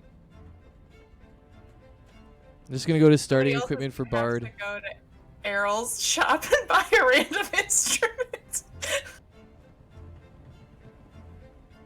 Yeah, I'm just double checking this because it doesn't surprise me, but it also... Oh no, here it is. You get simple weapons, combos, crossbows, light, all that.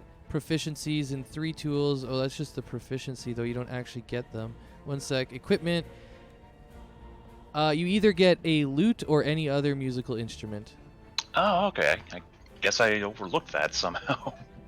Easy to skip. Maybe you were just thinking about it later for something. Yeah, I see you got all the other stuff out of the starting equipment, so... Yeah, I don't know how I missed that. It happens. So what kind of instrument are you gonna play? He probably has a flute. Yeah, I see your 3 proficiencies are flute, bagpipes, and drums. So a flute it is. And you can go ahead and add that one to your sheet there. And then are you trying to conceal it? No, not really, no. Okay, so yeah, Ileana, you can see that he's standing there amongst the crowd of people. The sunset has gone down now. It's nighttime. And you can see that he has a shiny flute on his hip, or somewhere where he prefers, if not the hip. Okay, I just wondered.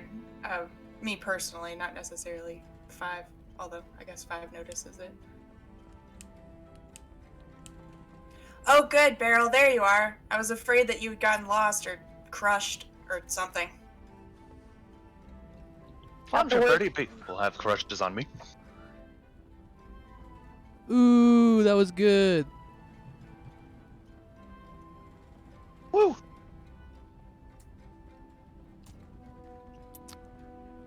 Good job, Beryl. If I've had the ability to, like, properly recognize a terrible pun, I'd be making the weirdest face again. Poor Ileana's face. At the word crush from 5, she would have smirked, and then Beryl, she would have, like, trying to stifle a laugh.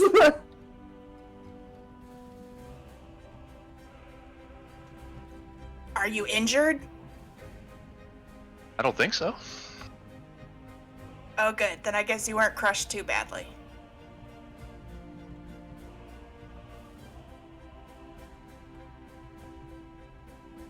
We're gonna go meet the Reeve now. Oh yeah, they said something about a reward from the leave or whatever. Ileana face Reeve. bumps. Has 5... I don't think 5 has ever actually, like, met the Reeve. I mean, obviously, I'm sure that 5 has seen her, but, like, she wouldn't have had much reason to meet her, would she? Yeah, we're gonna come up to that actually. I've said no, and there's gonna be a reason for that. But also, yeah, she's like a noble. She's very high up in the rankings. She spends most of her time at City Hall or at the, her home. So, like most of us have never met the mayors of our towns. Or maybe you have if you live in a small town. I've met some mayors, so never mind. But in this size of an establishment, no, you would have not met her. Okay. All right.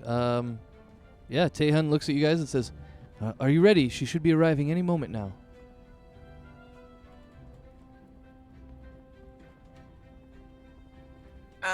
Five is just kind of like awkwardly twiddling their fingers and claws, like nervously, but trying not to show it. Lowbuck is ready.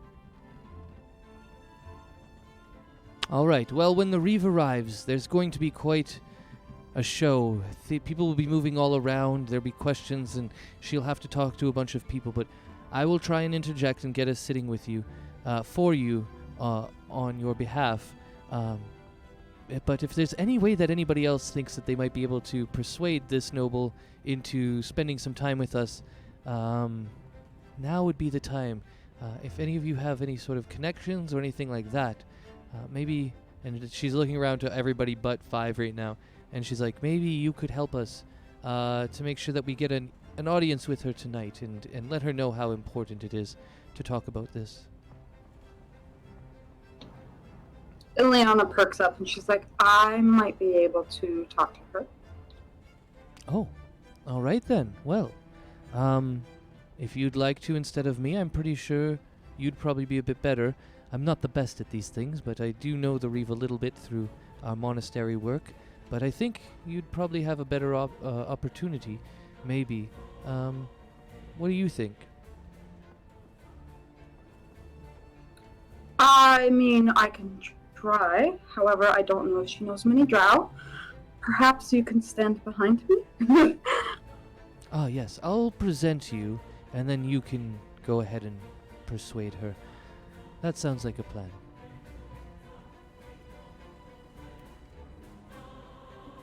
Ileana nods. All right. Wow, that's really brave of you, Ileana.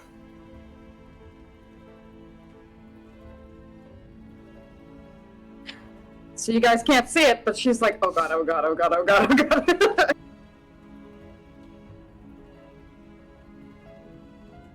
Freaking out on the inside. Cool as a cucumber on the outside. Oh yeah, oh yeah. Okay, one sec, I gotta read a message quick.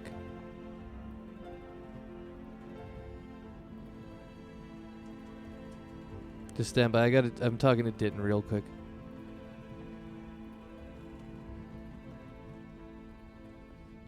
There we go. All right.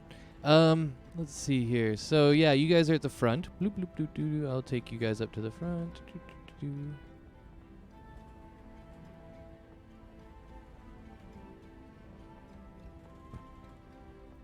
All right, and eventually you do all see the Reeve and two large coaches coming down the road.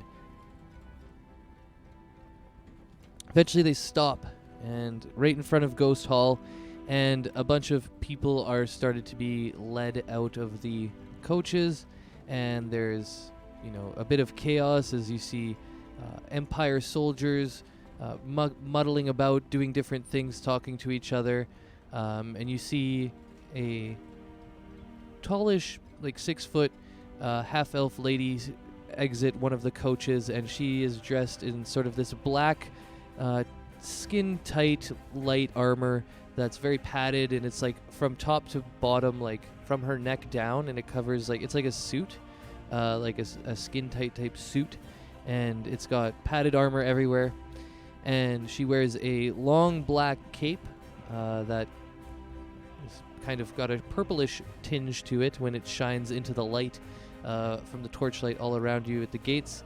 And you can tell that she's the Reeve because she's wearing also some very nice earrings and stuff like that. And, you know, she looks like she's essentially of noble birth. And other men, the different soldiers and stuff, are coming up to her and talking to her, looking for orders and stuff. And she's kind of barking out orders all around.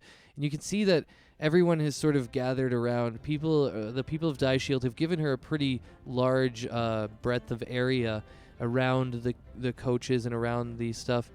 And what else do you see? Oh yeah, you see gathered over on one side is a group of what looks to be very like worried women who look to be sort of the women of Die Shield, and they're standing there kind of anxiously looking around and trying to get a view of all of the different people that are coming out of the coaches. Now I need everybody to roll a perception check.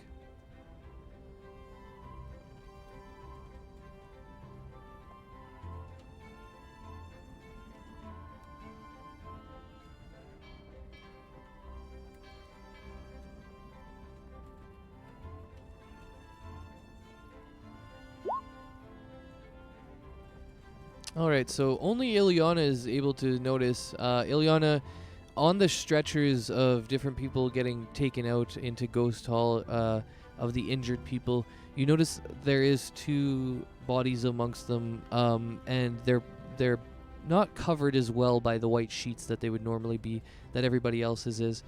And when you see the skin of these people, you can tell that they've passed on. They're essentially dead. And there's 2 dead bodies kind of being taken out amongst all of the different wounded and stuff. And they're all being covered with like white linens. However, these 2, the linens blow up quickly in the wind, and you can see underneath that they've taken some casualties. The Reeve herself is not taking any sort of injuries or anything like that. However, at this point, she is talking to all sorts of different people, including some men who have taken some injuries but are still able to stand and help. Yeah, and at that point, once she's sort of done regarding everyone, she stands on the coach and addresses the people of Die Shield. And she says, "People of Die Shield, you know me. I've been here fighting alongside of you against bandits and many other things. And once again, we've been attacked. We were attacked by a group of hill dwarfs. They were bandits on the road to Grom's Rest. They had flown the flag of the hill dwarves, but it was pure trickery. When we went to what we thought was going to be a diplomatic meeting, we were attacked instantly. And although we did not have the advantage of surprise, we were able to be victorious. Now, we thought that this delegation came from Falgun. However, things must be very bad amongst the dwarves.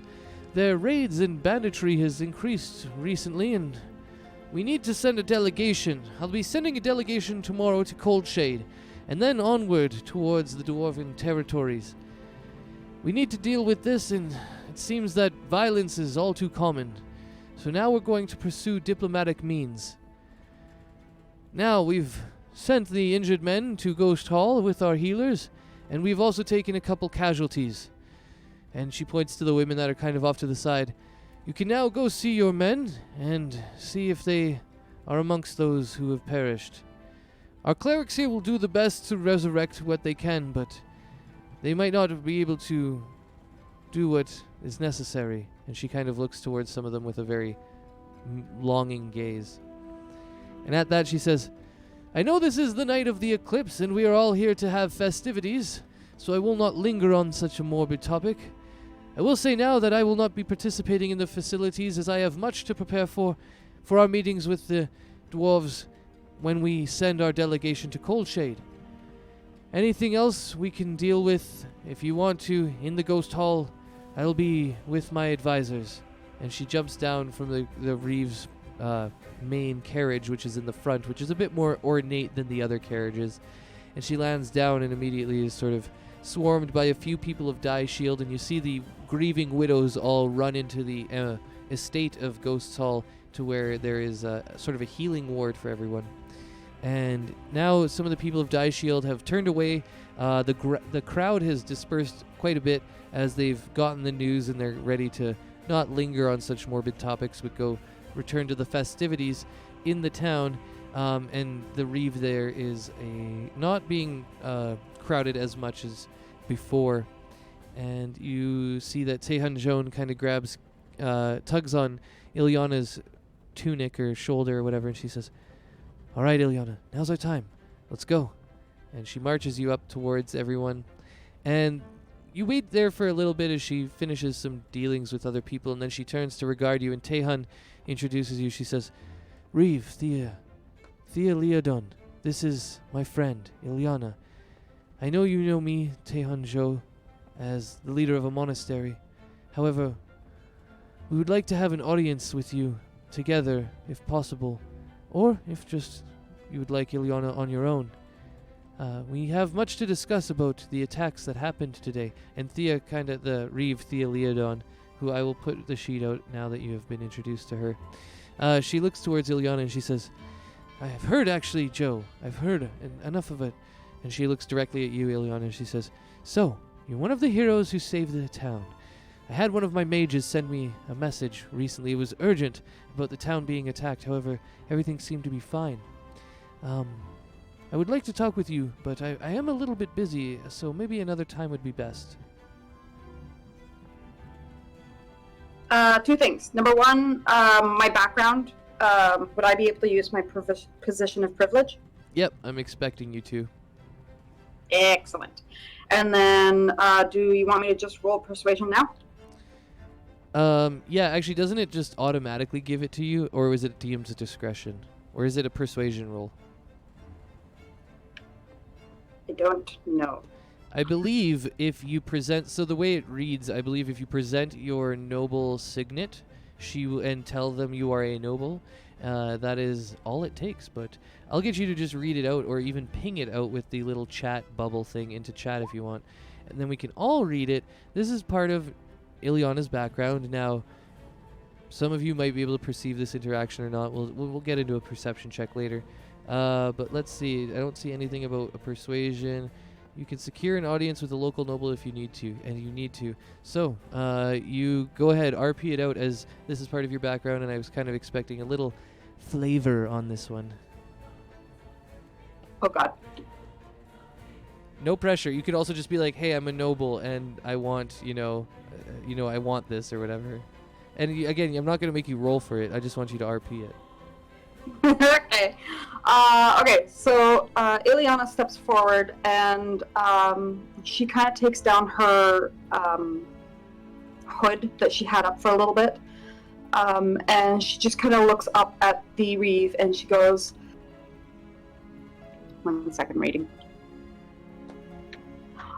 I am Ileana of House Faerun, and I am a noble as well, and I believe that this is important enough that we should talk about it tonight.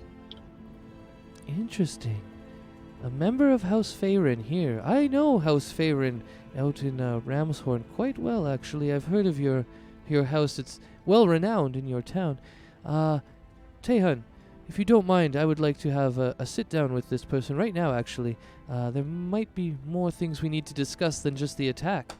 Come with me, Ileana. And you can see she shoos Tehun Joe away, and you are able to get a meeting with her. Ileana, before she leaves, just kind of shoots a glance over at 5, and it's, I don't know if 5 will perceive this, but Ileana's look is like panic and then hidden. All right, well, I was actually going to have everybody roll perception now as they are leaving, just to see if any of you overheard that interaction. So, yeah, you guys can all roll it. I'll roll it for Gwen, too. This might be a good intrigue thing. Sometimes I won't roll things for my NPCs if I'm running them, or player characters that aren't here, but this is like a piece of information about her background that we will be able to gain a little bit of if you are able to perceive it or not. So far I have Beryl is a yes and Globik is a no. Globik, you need to calm down on the drinking. Suck at perception. Luba's been drinking since like 11 a.m. So yeah. Can I roll with advantage because Ileana specifically was trying to like send me a look?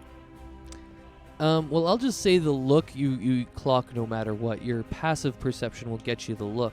This is more if you heard. Shit. Okay, cool. So between Beryl and 5, you were both able to hear that Ileana is a noble, and a little bit that the Reeve mentioned Ramshorn. So you have that information now. And I'm actually going to take a little bathroom break. It's a little early, but I got to go take one.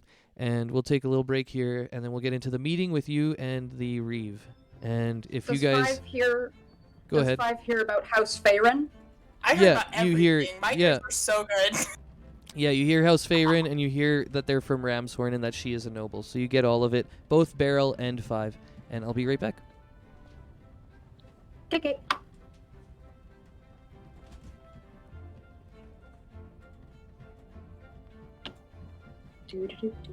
Do.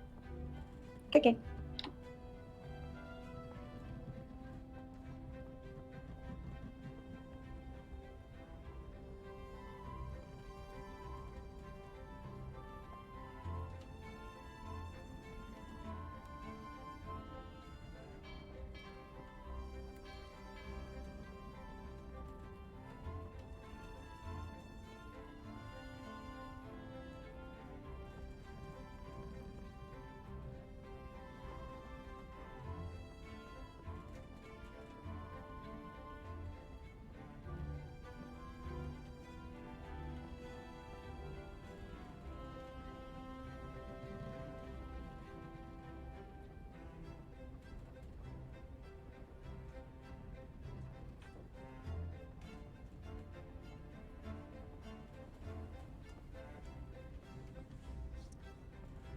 Alright, gonna have a little hoot twitchers, and then we can get back into it.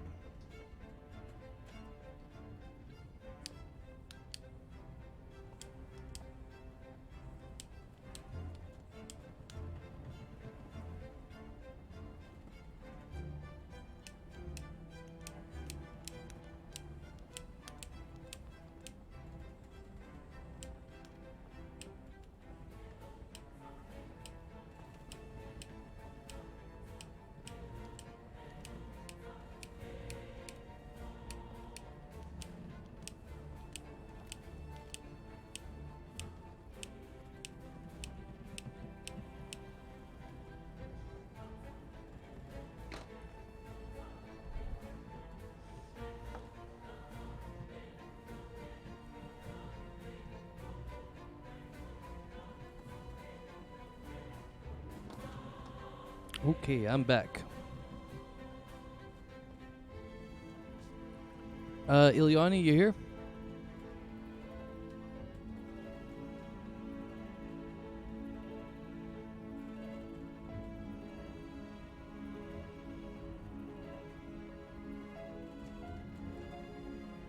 Alright, I'm gonna grab some more water.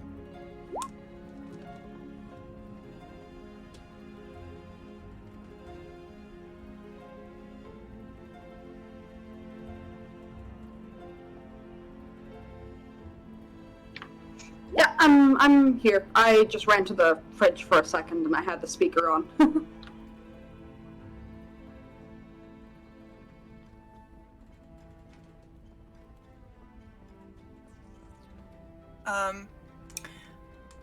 Since apparently Five heard like literally everything and then also, totally caught your look, I'm gonna say that Five like tries to set their face in what they assume looks like very an encouraging kind of look and like gives you like a thumbs up.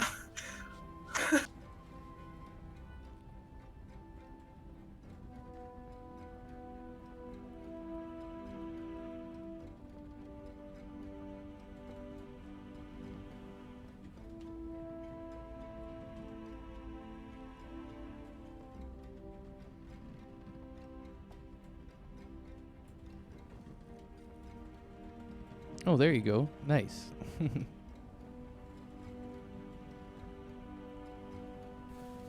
Yeah, I'm back. I'm ready to go. Yeah, me too. Me 3. All right. Well, Go. let's go ahead and jump into it then. So the Reeve leads you back to the backside of the house, kind of like over to this area. I'll ping it 1 sec.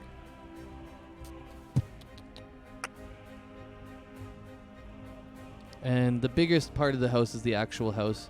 And she leads you into her office, which is kind of through the doors and through a nice living room area that's very ornate with a bunch of like Persian rug type things and a bunch of very nice metal work. And yeah, she gets to her office, which is pretty chill. It's got a bunch of books in it, and they seem all sort of like not wizards books, but like law books and different types of governance books. And she sits down and she says, "So, I want to hear your version of it today. What happened out there on the beach?"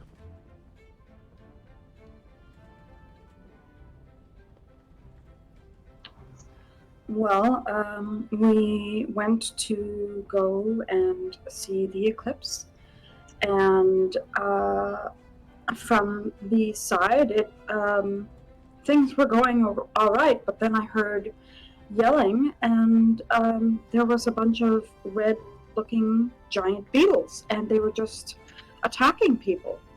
And we didn't know each other at the time. I knew a little bit about Five, but a bunch of us just kind of stood forward and took charge and just kind of destroyed these beetles, which put up quite a decent fight, I must say. And then we went to get together and just kind of like destroy the last of it, and it seemed like all was well until we had heard later on from one of the guards that they had witnessed something out of the corner of their eye. It sounded like a stone and iron carriage being drawn by this furry horse had dropped off what looked to be a red something inside the carriage that was red and glowing, and it seemed to be coming from going to the same spot that we had seen the beetles come from. So I have fears that there may have been, this wasn't a accidental meeting, and we have more information, but I just kind of want to know what you think. Yeah, well, I mean, I heard that it was fire beetles, and I know that those really only come from down south, but then somebody did say that there were dwarven horses, and that's why I'm sending this delegation to the north, to Coldshade, and then onward to the dwarves, because I want to know what's going on with the dwarves. There seems to be more and more problems in their empire, and it seems to be leaking over into ours. However, I know that if you had to get fire beetles from one place, you'd have to go to the south side of Middle Lake. A few of my planetologist people, my biologists and ecologists have told me this. So I was hoping actually maybe I could get you and your friends or whoever helped you, if I could maybe entice you to go investigate the lake for me. I'm not exactly sure what you'd find there, but anything could help, because we know that somebody had to go there and capture these beetles and bring them all the way here. And, well, if we can go there and maybe catch them or find some sort of remnants that they've left behind, we would be in much better shape. Now, I am prepared to offer you a few gold pieces for the journey. I know it would be quite a distance, and I can also offer you my second chariot, which is my own personal chariot, as those who are heading north to Coldshade are taking the Empire chariot. If this is something that interests you and your friends, I would say take this offer to them and see what they think of. And you can find me in the morning here in Ghost Hall, and we'll talk a little bit more about the negotiations. But for now, I say take this information to them and see what they think of it. Ileana just kind of straightens up her back a bit, and she goes, that sounds very nice, but I know some of us were on a little bit of a journey on our own, and we do have some things that we must take care of for ourselves. A few gold pieces does sound very nice, but how many exactly were you thinking? There are 5 of us. Well, I was thinking about 5 gold pieces each, and since I'm providing the coach, all you have to do really is ride down there and see if you can find anything and ride back. So 5 gold pieces each, and then there might be some things that I require, because I do have a nephew, and he's in the service of the Empire as well, and I was hoping maybe he could come along. However, I would probably pay you a little more to have him amongst you, as he can be a bit bullheadish. He's young, and he's not very good at fighting yet. So you would need us to teach him as well to fight. Well, he knows how to fight. The thing is, he's just a bit green around the fringes. Okay, this is something I can definitely take back to the group. I do have one more question, though. As for, you said it was a middle... I'm sorry, what was the name of the place again? Ah, yes. Middle Lake. It's, I believe that's the one. I better have that right. Yeah, it's in between Lake Candathan and them. I remember the geography of this world. Middle Lake. It's on the way to Candathan, or if you were going all the way to Dragon's Keep, I guess it's the same road. Yes, it's on the road west towards Dragon's Keep and Candathan, and then you would have to travel off the main road quite far south. There are some old ruins there, ruins from the times of the Rage of the Dragons, and it could be possible that someone has set up there. Although I know the beetles can be quite formidable opponents, so I wouldn't think that someone would want to settle there. Regardless, that's where they are from, and hopefully you can find something. And just double checking to make sure that I have all the information, you say that the beetles would have come from Middle Lake. Yes, they come from the south side of Middle Lake, along the southern shores. They're a very weird endemic species. They travel from the south side of Middle Lake, and then once they've reached maturity, they lay their eggs in the ocean to the south, and then the eggs crawl all the way back, all the way to the lake, Middle Lake, to live their lives, and then when they're ready to spawn, they go all the way back to the ocean, and it's a very interesting cycle. However, this species is very endemic, and it's known to only do these small migrations. We know that it is almost impossible for them to leave that area, and it's never been done before. So, yes, I believe that would be the best place to look to start. Okay. How long does it take to get by carriage from here to Middle Lake? It should take about a couple days, depending on how your travels go, and the weather, of course. Once you take the turn south off of the main drag, it should be one extra day. So it takes 1 day to get to Middle Lake, and then you have to get to the south side, which is another day-ish by carriage.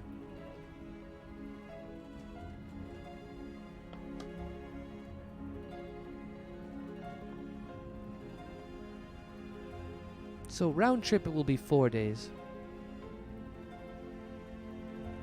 Now that's if you continue to just drive and you know, aren't hit with any setbacks in your journey.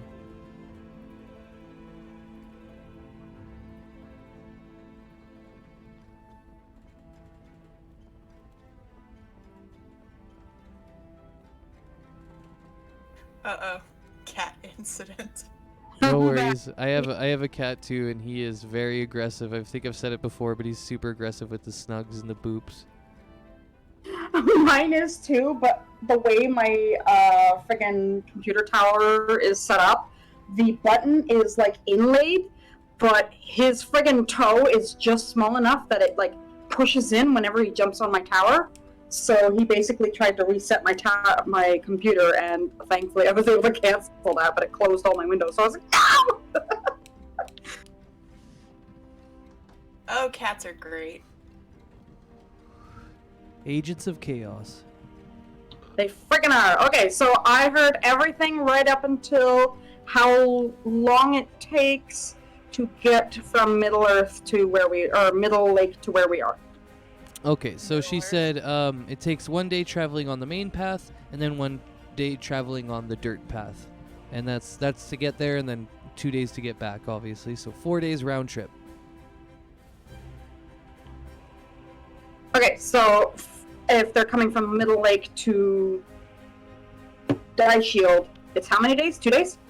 Yeah, if they were coming from the south, it would have been 2 days, from the south end of Middle Lake. Okay. And then one more question before I leave is, how long do these bugs usually live for? Oh, they live for a whole year. It's a year life cycle. So even in their adult life, at the end of it, it's quite a while? Yes, they grow very quickly in the springtime, and then they reach maturity in just a couple months. And then eventually they leave, and when they go to spawn back in the oceans, they usually die. But some live, I guess. I don't know how far they would make it beyond that, though. Ileana just nods. Can I roll perception on Chikapoo? Perception on what? The Reeve? Chikapoo? What are you trying to look for? Just kind of, I guess maybe it's insight. Just kind of seeing if she's, not hiding anything, but if she's kind of like steering clear of certain informations. Sure, yeah. There's definitely like not lying, but holding back information is a big thing in D&D. So go ahead and roll insight.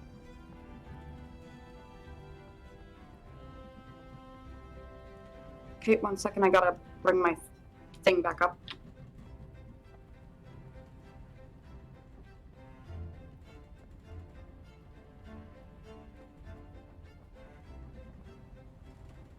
Whoa! Yikes. She's not telling you how dangerous this is going to be, and that 5 GP is like chump change to her. She's literally just trying to get this done on the cheap by you guys, and she's kind of like, first off, underpaying you, and second off, not telling you exactly how dangerous this is going to be. Okay. Ileana smiles and she just kind of goes, so yes, I will tell the group about it, but I can't promise that we're going to be able to. A lot of us have a lot of things to do, and honestly, 5 gold per person is something I can earn in like an hour for just selling one of my wares to the trade district. You know my family. We're very good at this thing. So, I personally would not do it for any less than 12 or than 20 gold piece for this trip, and I know that everybody else would not see it as fair if I earned more than the others. So I'm going to have to say, you may have to pay more for this trip. Interesting. Now I'm wondering if I make you roll the persuasion or if I just give it you from the insight. I want you to roll persuasion, but I want you to roll it with advantage and double your proficiency modifier, which is 2. So roll it, and then we'll add an extra 2 to it. So you get advantage and an extra +2. Just click persuasion, as you are essentially, no way. All right, the Reeve looks at you, and regarding your noble heritage and all of that, and you're nat 20 right now, she says, "Oh, I'm sorry. I'm really sorry. Actually, I'm sorry. I didn't mean to insult you, Ileana. How about this? I'll pay each of you and your friends 40 gold. It's not a problem.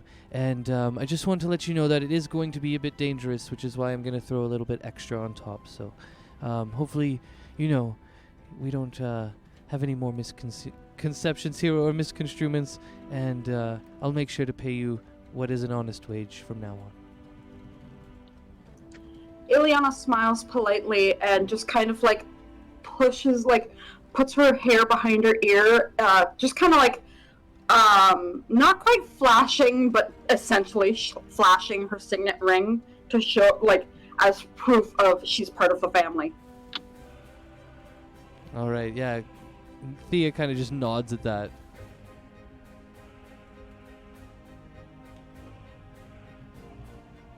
I think that may convince everybody to join in this adventure, and I'll let you know.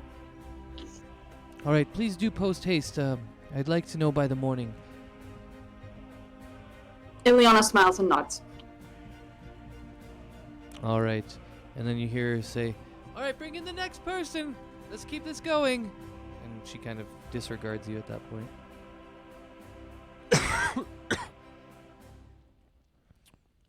So you can head back to the group. Yep. But in the meantime, actually, we'll pause you there at the group. So we rolled a perception. You guys got to know a little bit about Ileana's background, 5 in Beryl. I'm just wondering if you're going to spend some time talking about it while she's gone.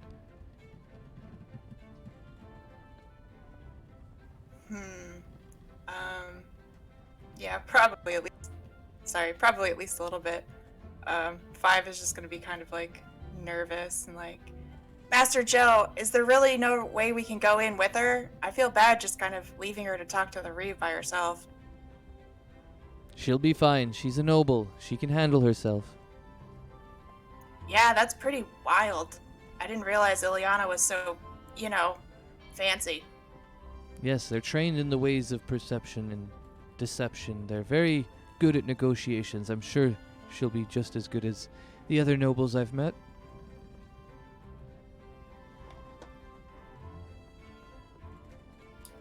Huh. I don't think I've ever really known a noble before. I wonder what Ileana's doing all the way out here, with us.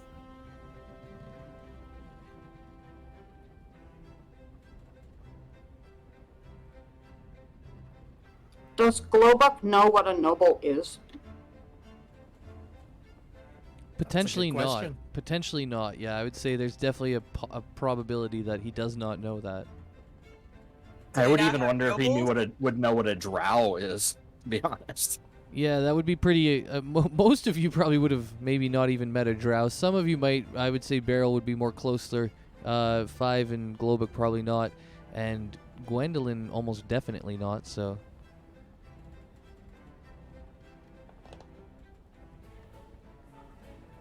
Gwen will speak up. She'll say, "Yeah, that's very interesting.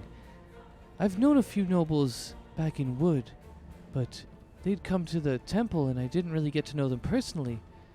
It feels like Ileana's already our friend, and now we know a little bit more about her. And I don't know how to feel about it, really. I thought that maybe all nobles would be in their house working on business, so I also wonder, Five, what she's doing out here with us.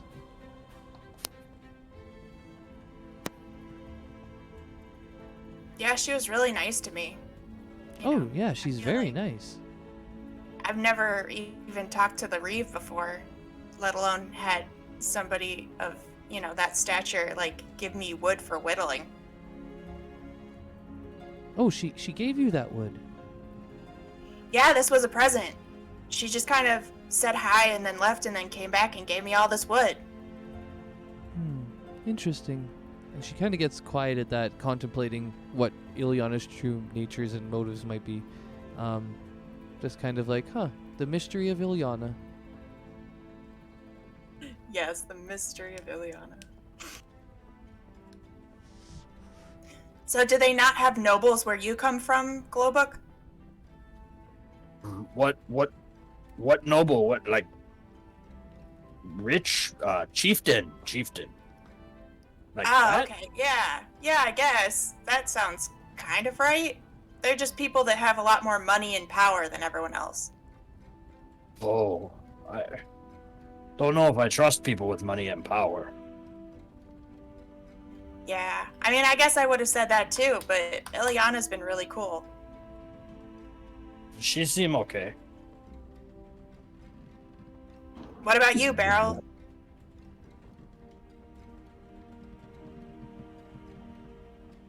What about me? Have you ever met any, like, nobles?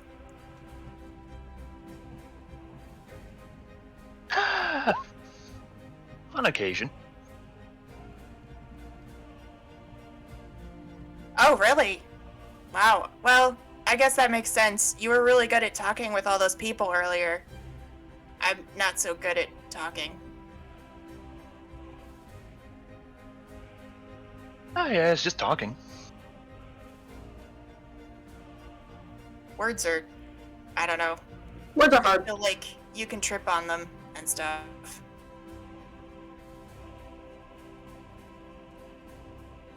Yeah, Beryl at this just point, kind of, you like, guys see contemplating how Ileana's you coming back. Trip on words.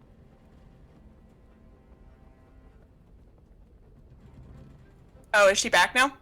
I say, yeah, she's coming back, and I think Beryl said he doesn't really understand why you would trip on words, because he's got a pretty high charisma score, so words to him are not hard.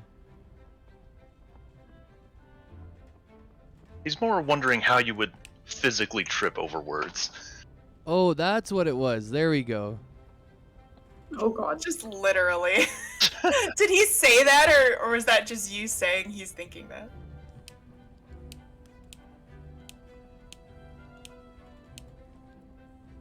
Roll for it. What do I even roll for that? You could roll an intelligence check, and, if you roll above 10, you would be able to keep it in your mind, but if you roll below 10, you say it out loud even though you didn't mean to, kind of thing. There you go. Wow. So he thinks about it, but Lucky private thought. yeah, he keeps it private, to himself. Hey, what's up, Soap Dirty? I'm just blazing up out here. Ileana's back.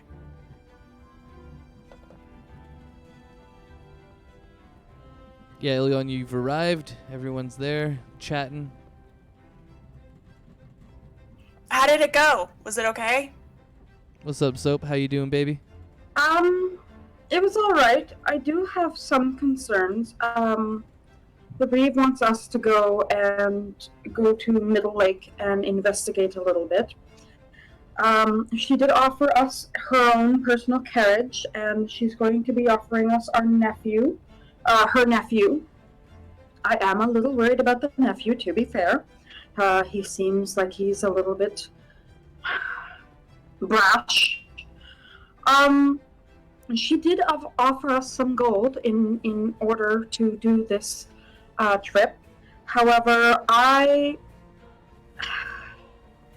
it is an okay amount of gold. However, I don't like to agree to things before seeing what I'm dealing with. So for now, I will agree to the trip, but I may try to up that gold. Right now, she's just ordering. She's just offering us 40 gold 40 gold a person. Five's like just like eyeballs bug out. And when Ileana says just, she literally, it's like she's just offering us 40 gold a person.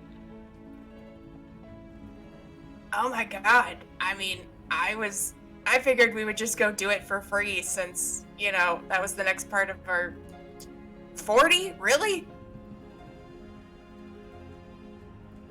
Ileana smiles.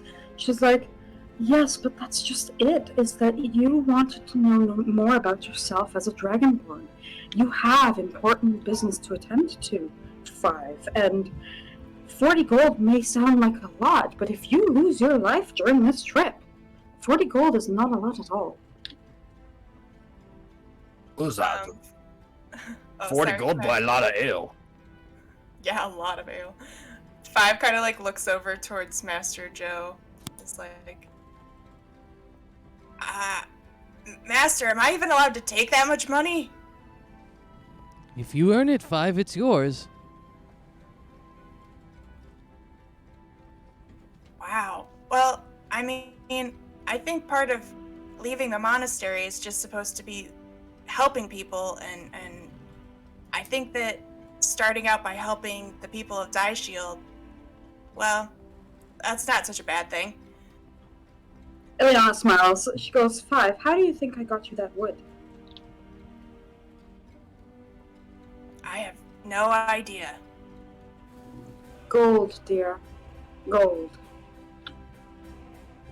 Yeah, apparently you're, a noble, which I didn't know that.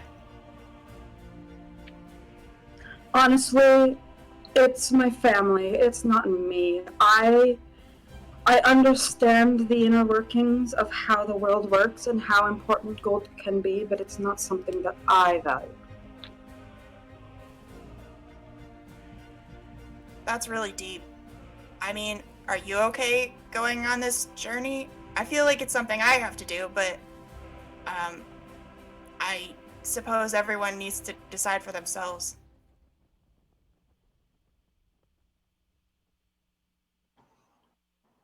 Ileana just kind of looks at everybody else to see what they're thinking.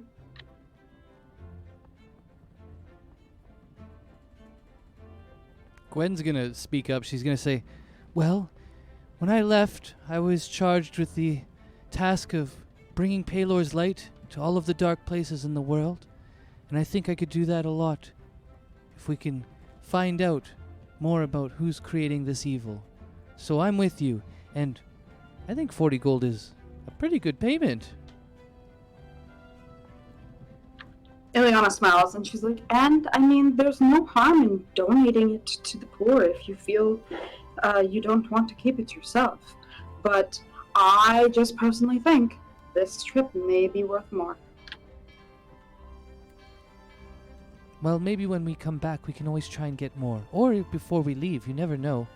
And yes, I think I would probably definitely donate some to our temple back in Wood. It could use a little bit of upgrades, you know. Every now and then it's nice to have something nice. When are we supposed to give her our answer? She wants to know by the morning. So I think for us to decide whether or not we are going should be done tonight. And I will agree to the trip, but I will not mention per se anything about the gold until we get back. Well, maybe if Glowbuck and Beryl aren't sure, we can talk about it back at Errol's place. Oh. Glowbuck, you skipped out. Glowbuck will go. Oh, good. You seem like a sturdy person to have around. Like Smash. Maybe we can get some more of those beetle legs for cooking. Beetle leg good. Ileana just kind of looks over at Beryl. She's like, Beryl, what about you? Are you in for an adventure filled with gold and mystery. Abba Glubek said they had 40 ales. I'm on for it.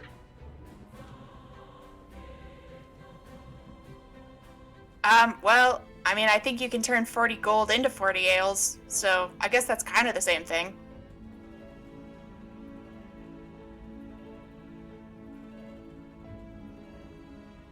Gwen will speak up. She's like, well, seems we've all agreed then. So what do we want to do for tonight? We have all our friends here, and we'll go talk to the Reeve in the morning. I guess we could enjoy the festivities or go rest at Errol's if we want to get good sleep. Ileana just kind of looks up and she goes, actually, I think I might just let the Reeve know that we're all in it for tonight, so that way she knows and can prepare properly for the morning. Oh, yes, of course. Yes, go do that. We'll wait for you.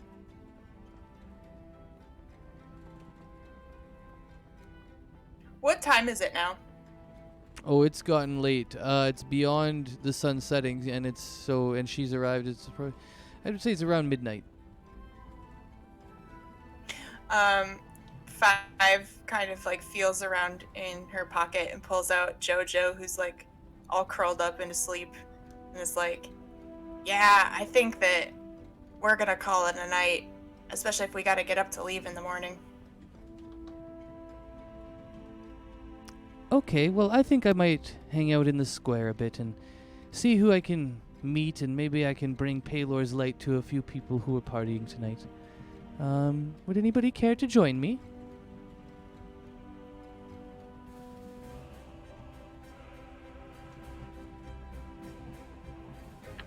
Everyone's silent. All right, that's fine. If everybody wants to go catch a good night's sleep with 5, that's all good too.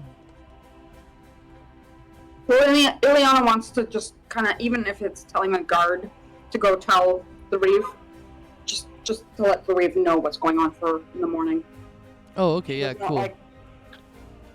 Yeah, she's not a fan of being like woken up rudely.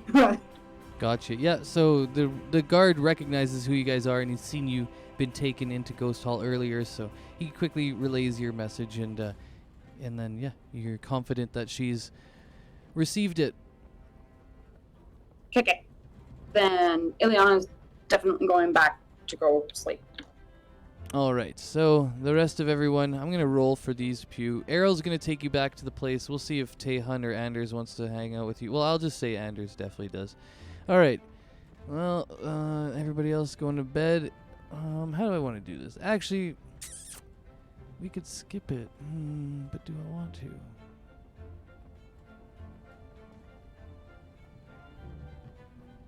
Well, I'm just going to let you guys know, and we'll do sort of a practice one. So, in different towns, the DMG has something called the carousing table. I'm not sure if any of you are familiar with it. I have an updated version or a different version. And essentially, it's a D100 random table if you want to go out and party and have mischief in the night. It's kind of like one of those things where you roll a D100 and you see if you get a good outcome or a bad outcome. And bad outcomes could be like you get beat up and jumped for your money while you're drunk or like something like that. And good outcomes can be like you win a whole bunch of money gambling or something like that. And there's sort of other ones that have nothing to do with money. And I'll just do a quick one with Gwendolyn here, or I'm just going to do it with Anders because I was going to think about, I don't want to actually do it with somebody's player character. So, as an aside, just to show you guys how this works, you would roll a D100, and then you would go to the carousing table, and that's something I have in my DM stuff, and then you would get an outcome. And let's see, just for fun, what outcome Anders gets as he parties very, very hard, well into the night with the Eclipse Festival. What did he roll again? 68. Let's go. Okay, so he wakes up in an alley and 1d6 hobos have stolen all of his articles of clothing. Boom. Simple, easy. That's how the carousing table works. And if you ever want to go out and have a good time, things like that can happen. So Anders woke up in the morning naked, and he saw these hobos running away with his clothes, and he chased them. Couldn't get them because he's drunk, hungover, and so he just goes back to his shop. None of you would ever see that, but that's just an example. Okay, so you know what? We're gonna go move through the next day then. We don't have to do any carousing table stuff. Wait. I had 2 questions. Go hard, go hard. I guess there's stuff you could do Okay. at Errol's place still, so. Okay, so the one question is, because Ileana is a elf race, she can do a trance, which is the 4 hours a day versus that 8, and still get a full rest, right? Yeah, you do a meditation and you actually don't even have to sleep. Perfect. So one of my questions was, does she have to do the 4 hours consecutively? As per the rules of long resting, yes. And how long do we have in theory? Um, It's midnight? you would have a full 8 hours of rest. You guys, I mean, you'll see her in the morning, so 8 a.m. maybe you'll go, 9 a.m., 10 a.m. It just has to be the morning. Okay, so what I was going to ask was, could Ileana go back with the rest of everybody, go to pretend to fall asleep pretty quickly, and then when everybody goes to sleep, go back out and do mischief? Yeah, that's totally fine. You can. Do you want to do that? Yes! Okay, cool. So after everyone's gone to bed, Ileana, you're able to sneak out, and because you're all unconscious, you can't perceive it, so I'm not going to get you roll perceptions or stealths or anything like that. No contesting things here. Yeah, you get out to the square, and, you know, there's Anders there. He's partying. He hasn't been jumped by hobos yet for his clothes. That's in the morning. But you can go ahead and join him, or you can just party on your own, and then eventually give me a D100. And maybe if you want to describe kind of what you want to get up to, that's fine too. And I'll come at you with what you roll. So because Ileana is big fan of the rogue stuff, when she leaves the house after she's faked being asleep and whatnot, she's going to do a quick little prayer to her goddess. Sehanine, I believe. Yeah. Just for blessings for whatever she's getting up to for the night. A little bit of extra trickery blessing. Yep. And then she's going to try and party. She's not going to drink at all or anything, but she's going to party and amp up other people and be like, yeah, this is so awesome, and then try and pickpocket people. Oh, interesting. Okay. All right, we're gonna roll some things. So you obviously have to roll. Just before we do anything, but she's going to aim for the drunkest of the drunk. Oh yeah, I was gonna give them disadvantage because they're all wasted. So yeah, they have disadvantage on their contesting check. You have, I believe, advantage because you have proficiency. So just go ahead and roll me sleight of hand, and I'll contest it with their perceptions, and we'll see if we have a successful pickpocketing, and then I'll have to tell you what's in their pockets. Also, I'd like to note that I do have inspiration. All right, sounds good.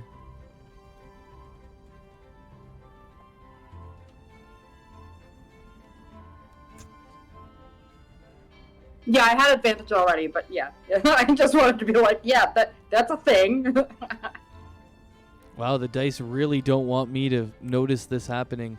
All right, so you reach into somebody's pocket and go ahead and, well, I'll roll the d10, never mind. Oh, come on. You find 10 gold pieces in this. They're apparently pretty well off. They've taken out a lot of money tonight to party. They were ready to get pretty drunk, pretty good. So yeah, 10 gold pieces. There you go, as you have successfully stolen from people who are partying out in the trade district area.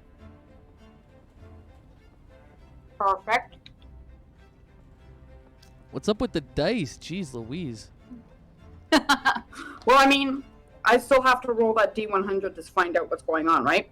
Yeah. So if you want to continue partying through the whole night, then yeah, I guess you technically, yeah, go ahead and roll it for me. The D100? You betcha. Unless there's other things you want to do for the rest of the night other than just pickpocket people. Nope, just pickpocketing. Alright, so D100, here it comes. Wish me luck.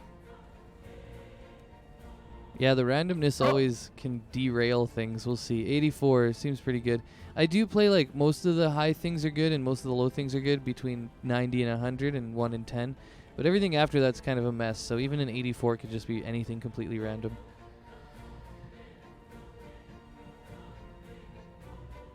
Oh, wow. Okay, this is a weird one. So you made your way to an impoverished orphanage throughout the night, meeting the leader of the orphanage, and you guys, had fun carousing together. And then when you wake up in the morning, you hear the voices of children all around you, because the orphanage is now alive and bustling. And they are talking about how last night you and the head of the orphanage ate all of the cookies. And now they're really pissed because they're kids and they want their cookies, and you guys ate all the cookies. And you can see that, you woke up and there's like some different cookie crumbs everywhere, and they're really angry.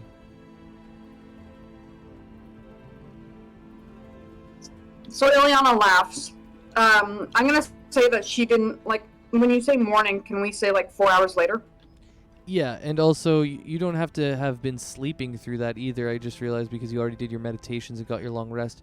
So, I mean, you could have just been hanging out with her, eating the cookies until morning kind of thing.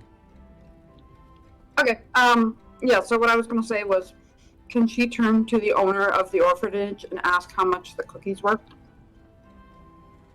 Oh, I picked them up at the supermarket I picked them up at the trade district down near the town square. They're only about a gold piece for the whole thing. Ileana gives them 5. Oh, thank you. This will make for some nice meals in the future here. She's like, please make sure that the children get their cookies back, as well as some nice treat meals for this extravagant night. Oh, I will do my best. Did you hear that, children? You're all getting your cookies back, and they all cheer like way too loud. Yeah, woo, cookies! Ileana just laughs again, and then she's like, okay, I must go. I have things to do in the morning, and I want to make sure I'm back. All right. Have a good day. You do. All right, and the orphanage, I'm going to say, is kind of down in the tower area, which is sort of the more impoverished area, whereas North Road is more like where a lot of richer people and nicer houses are. So yeah, the orphanage is down in the tower, and as you are running back, it's very, very early morning. I'll say it's like, 6 a.m., and you see Anders is running through the trade district back to his shop naked. Brilliant. Ileana just kind of chuckles to herself. All right. And he kind of regards you, but he just gives you a nod, like a head nod, and keeps running. Clearly embarrassed.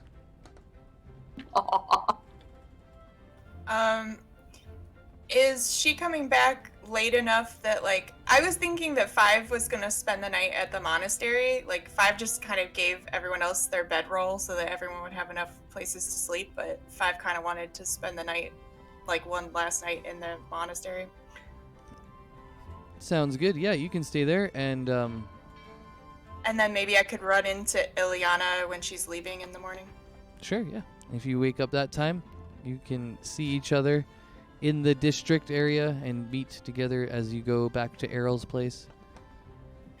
But also I just kind of wanted to say that, like, for like half an hour after 5 got back, before they went to sleep, they like were doing their sort of monk meditation and thinking about all the things that had happened that day and like how they had helped stop the attacks and like foiled a crime and like met sort of the Reeve and like all these things, and just that they felt sort of their worldview expanding, and then that would kind of explain the access suddenly to the key points that 5 gets for level 2. Sounds good. At a spiritual monk moment. I love it. Yeah, and I will touch on that a little bit right now. Whenever you guys level up, you will be getting new abilities, and of course, every character is going to be like, wow, that's cool. How do you do that? And if you want, you can come up with all sorts of different crazy RP reasons for leveling up. Or you can just say, oh, I feel more powerful. Or just like, you don't need to come up with anything crazy, but if you want to, that's fine. I always know with my wizard, it was a little bit weird because I'd be getting so many different spells, and then it would be like I'd have to come up with an excuse to have every single different, wizard spell, and it couldn't just be that I found a book because, like, you don't find that many books as a wizard. Anyways, so if it works for your character to have an RP reason, do it. Go ahead. If you feel that it's too difficult or that it would just be too much to like try and keep giving all these different reasons, that's fine too. You don't actually need to. And if anybody asks you, or if you ask anybody, just be prepared that you might not get a good response, or that somebody just is like, oh, well, I'm just more powerful now. I would, it's they don't always have to give you a good response. So. Life experience. Yeah, exactly. Yeah. Or just like I had one person who's just like, oh, I forgot I could do this, and I thought that was pretty I great. always could. I just forgot until today. Yeah, That would be exactly. Bill. I was like, oh, that's a really good out, actually. Anyways, so yeah, it can be something simple like that, or it can be like I spend 30 minutes doing my monk meditations and have a spiritual moment. I love that as well. The RP of that is really nice too. So whatever you're most comfortable with and whatever makes most sense for your character. Inspiration. Oh yeah, you burned yours, didn't you?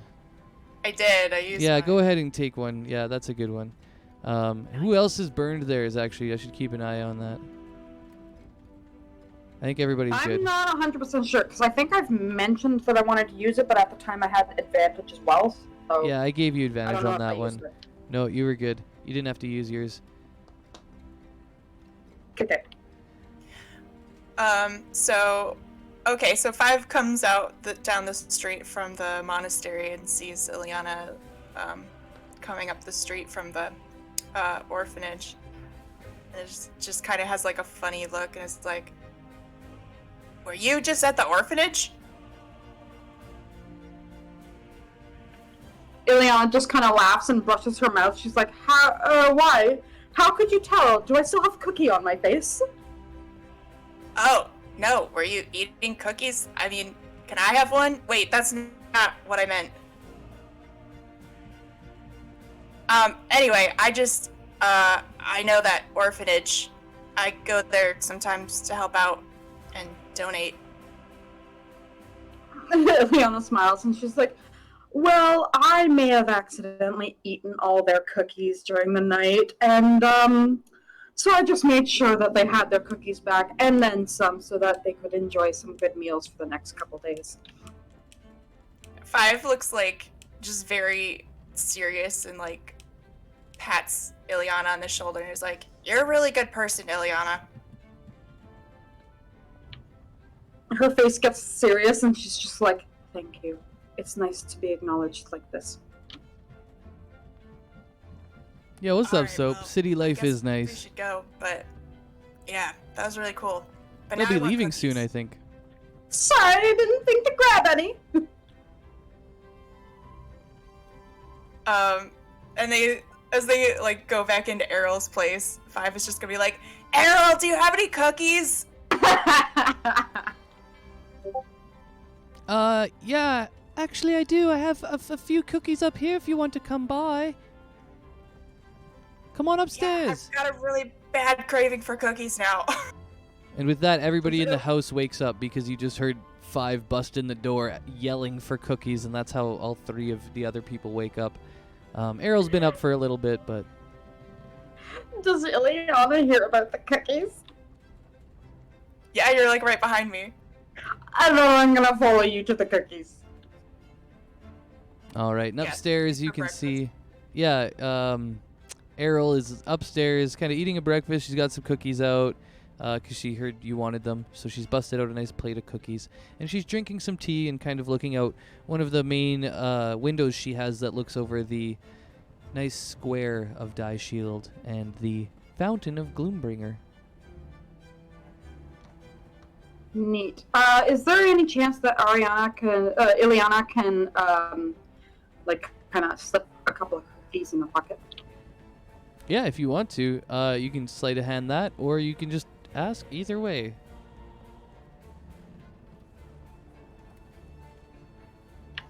I'm gonna sleight of hand it. Yep, I see that. Let's see here. Errol.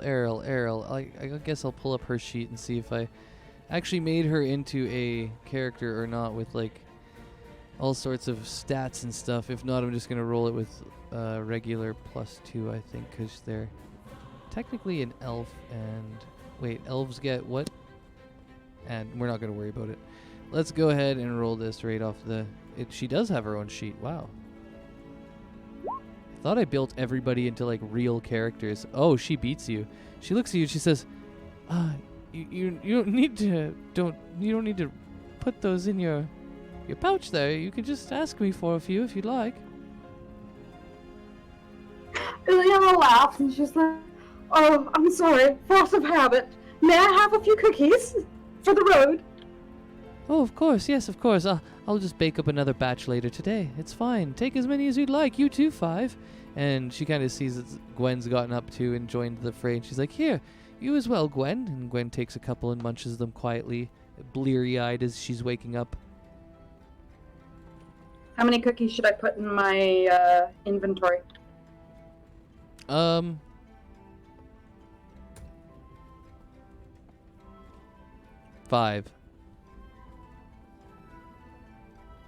5!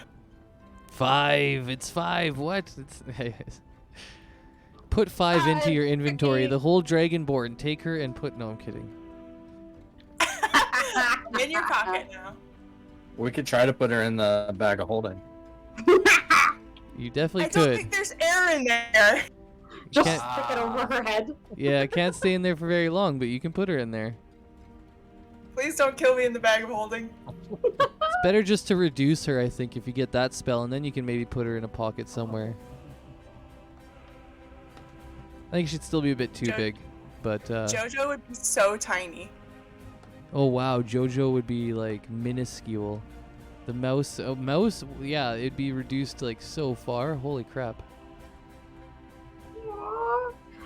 Quick question before we go on.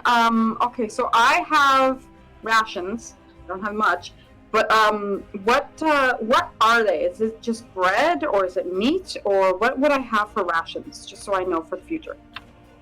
Huh, yeah, I've never asked anybody to RP the rations, but I'll say that they're a mixture of like bread and dried meats, sort of like pemmican and lemnis bread, if those ring a bell, but just basically like hardtack, which is another type of bread. It's a type of super dry, hard bread, but it's very dense and it doesn't like rot because it's been like prepared. And then same thing with the pemmican. Like pemmican is a dried meat that's mushed up, and then they put berries in it and some other fats to help it stay. So those are the kinds of things that I would assume you have in there. If you want any sort of other ration just for RP flavor, like literally you can just let me know and I would let you know if it's a good idea or not. It would just have to be, again, something that 5 just pointed to. It has to be something that lasts. Like you could have rations of rice or beans or I don't know. Okay, so what about in regards to 5 with those beetle eggs? Wouldn't they rot? Those are separate, so I believe we separated them out, right, 5? Yeah, I have them in my pack specifically as beetle legs or whatever. Dope. Yeah, so all the gathered food is always rottable, usually, depending on the creature, and I usually just keep track of that in the back of my mind, as far as game time and when you got them. And then, yeah, some things rot, some things don't. And if you had a herbologist, I don't think anybody's got herbology or whatever, but it would be the same thing with a lot of your herbs. They, like, decay. And sometimes I'll apply the same herbology decaying, like, formula that I have to your actual different rations that you gain from killing things and then harvesting their body parts. Okay. Yeah, just asking because earlier we were talking about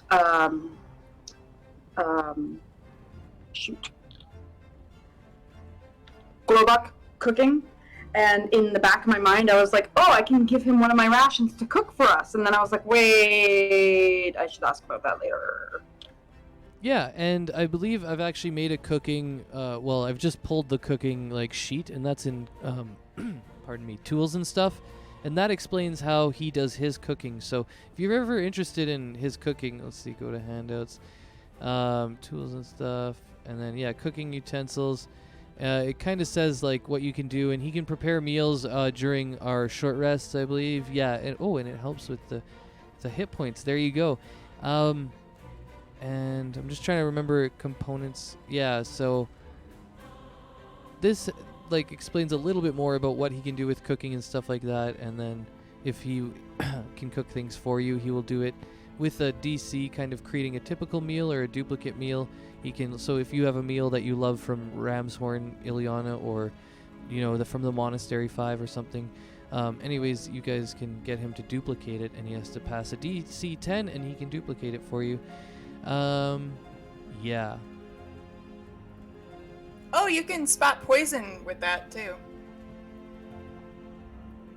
Yeah, in the survival one, right? So you can just spot under poison or cooking. impurities in food. The DC Okay. above 15. Oh, there it is. I was like, damn, I didn't even remember this. I actually didn't even look. I was kind of like unaware of that part because I just wanted to know how he could make meals. Cool. Wow. So you can do it too. We don't need it as far as the detect poison and whatever.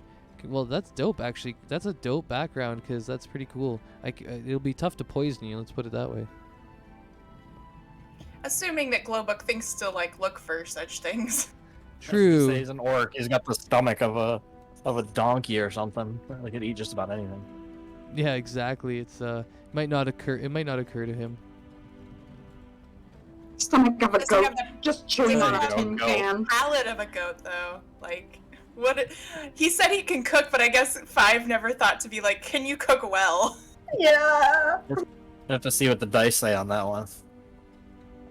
Yeah, it comes down to the dice. Some days he'll be off and he won't cook the best, but other days he'll do pretty well. That is a good point. All right, so we've all gathered for our breakfast, drinking tea, eating cookies. Everybody's awoken and kind of come upstairs, I assume. And yeah, Errol looks at you and she's like, well, and Taehun Jo is no longer there. She went and slept back at the monastery. So Errol looks at you guys and she says, well, it's probably about time that you should go meet the Reeve, I assume. Have a few more cookies or whatever else you'd like for breakfast, and then, well, I guess you have to head on your way.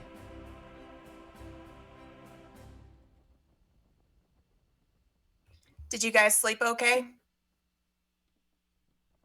Glowbook sleep like rock.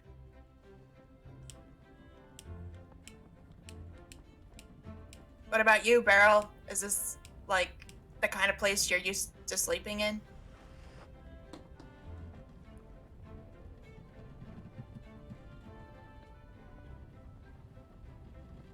Beryl's still asleep. He just left.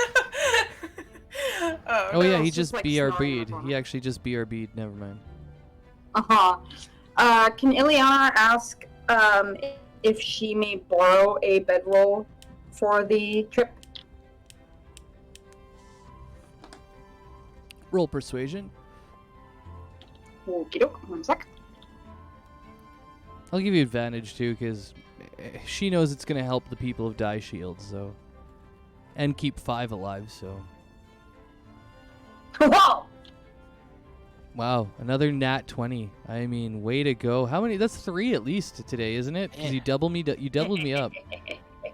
Wow, Ileana just knows how to persuade people. It's that noble in her, you know? Anyways, not just the +5, but the dice agree. She totally gives you a bedroll, brand new, and she's like, yes, of course. I want all my friends to be very, very safe when they're with 5. And she gives you a bedroll. You can add it to your sheet. What's her name again? Errol. Arrow?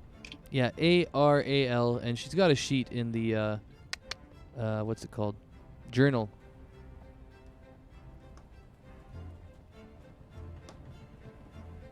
Yeah, I just don't keep all of them up because otherwise they get in my way. Yeah, and I know the feeling because I'm like literally trying to click through there all the time, being like, oh god, there's like a million entries too, and it's gonna take me forever to find it. But yeah, her name's Errol. She's the owner of Bits and Baubles, our wood elf friend. Perfect. Okay, got it. Five's mouth is like full of cookies, and they're like, "Gee, thanks, Errol." Oh, no problem. Five, I want you to be very safe on this adventure. I know it could be a little dangerous, but well, I saw you fighting on the beach yesterday, and it was wonderful. I think you're more than ready. Yeah, I can finally use all that training, the monk training. Master Joe, wouldn't really let me do too much of the fighting back at the monastery. Yes, well, Master Joe always knows best. She's been doing it for many years. And I don't doubt that she knows when it's the right time to push someone and when to hold them back. So, trust her wisdom. Absolutely. I always trust Master Joe. I do as well. All right, well, is there anything else I can get my guests of honor?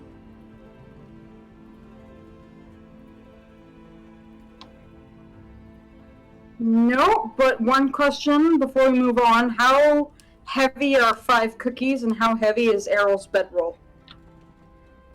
The bedroll has its own weight, and so I'll get you to add it from the compendium. So you'll go look up the item bedroll and drag and drop it into your character sheet. Now, if you've already added it into your character sheet, you can go and hit the lock in the bottom right-hand corner, unlock it, and there will be a red button that comes up with a delete thing, and you just click the delete, and you can delete the entry that you made, and then you can drag and drop the entry from the compendium, and it will have the correct weight.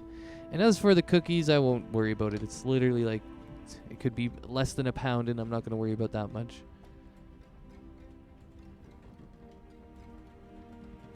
Usually I won't assign weights to very, very small things, but once it gets to be a bit bigger, I will definitely assign weights to it, and then, yeah. So did that work for you, Ilyana? You got your bedroll from Errol as she hands it over to you?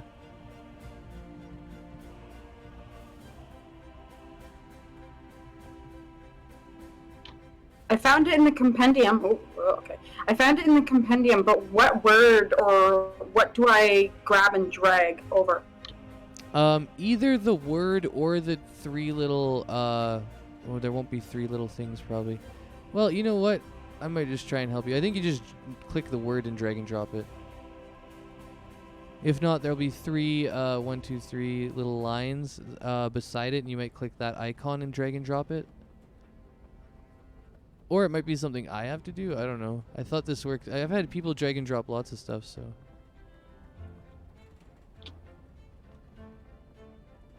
Now you might need to unlock it too. 1 sec.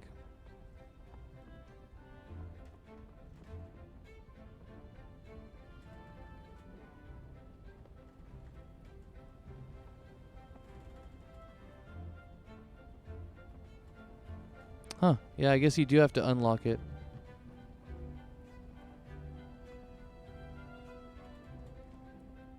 I assume that'll drop in.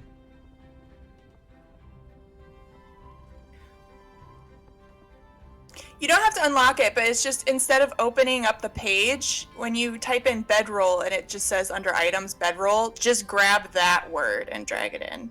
Yeah, I've been doing that. I've definitely dropped a lot of stuff into. Oh, there we go.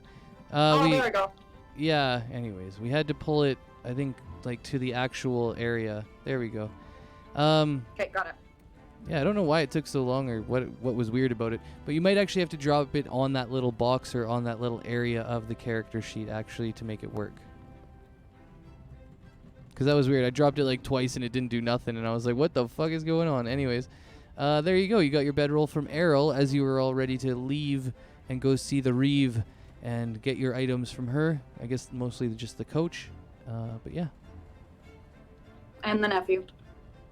And the nephew. Oh yeah, the nephew. Forgot about him. Oh yeah. Do we know his name? Is he like famous in Die Shield, or like would we know him? Would I know him? No. He's been held away in Ghost Hall training for his whole life, basically. Oh, now I feel bad for him. Shielded little boy. Yeah, you're gonna feel really bad for him once you meet him. Anyways, let's go ahead and wrap it up here at Errol's place. rolling perception, rolling insight on that sarcasm there. Yeah, you can roll insight on the DM. I'll let you know. I'll let you know if I'm lying or not. Anyways. Yeah, but she kind of looks around. She's like, yeah, there you go.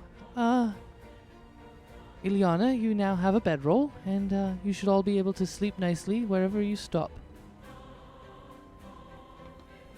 Hey, Beryl, wake up! You're snoring into your tea. I heard someone say something about cookies. Yeah, grab some of those for the road. We're leaving. All right. Beryl will grab cookies on his way out. That's my excuse for why, when I ask him something, he didn't say anything back. Just falls asleep randomly. Yeah, he just fell asleep on breakfast. Narcoleptic half elf. You're just still recovering from partying with everyone. Yeah. All right, so are you all leaving? Yep, let's go. All right, Errol waves you off. Bye, everyone. Be safe. Make sure to come back all in one piece. I'll take care of everyone. See you later, Errol.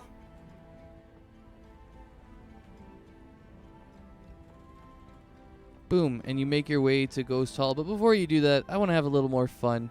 Who rolled one already? So that was everybody. So then 5. Roll me a D100 as you guys make your way through the town in the morning and seeing what's out there as you have to walk through the town still to get out to Ghost Hall. Ooh, my turn. Okay. Yeah, my goal is I might get a D100 from everybody today, but we'll see. 87, all right. And this is just to sort of break you into how this works and when I'll bring them up and all that type of stuff.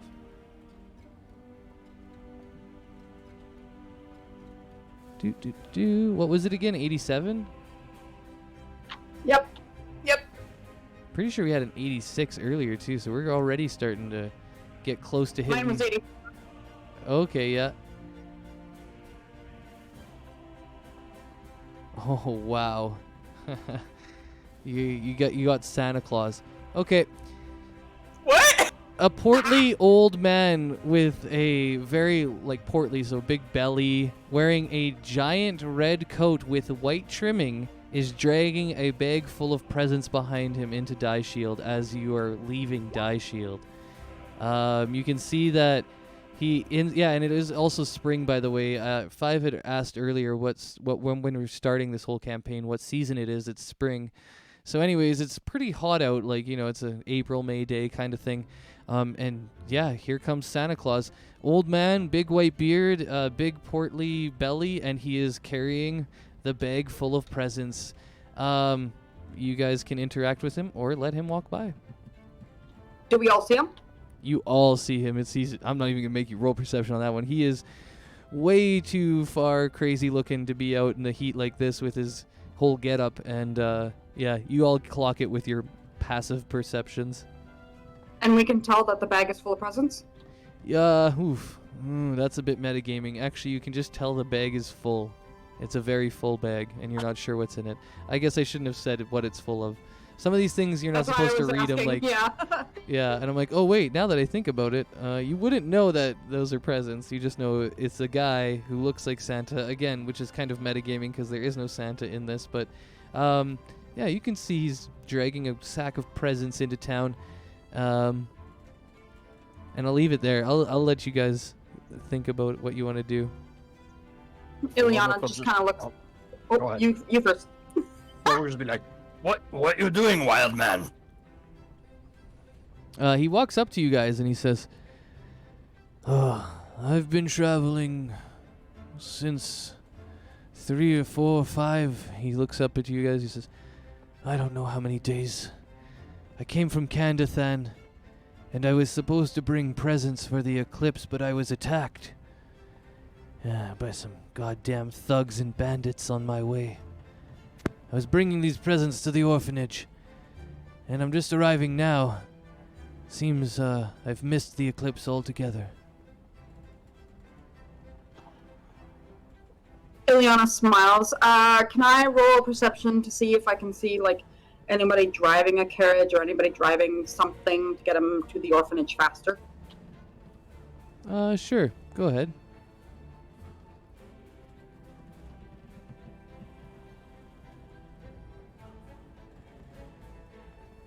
Yeah, you see some people with carriages and different mercantile people with flatbed carriages and trailer type things driven by horses, and some of the smaller ones by goats, I guess. Can I wave down one of the merchants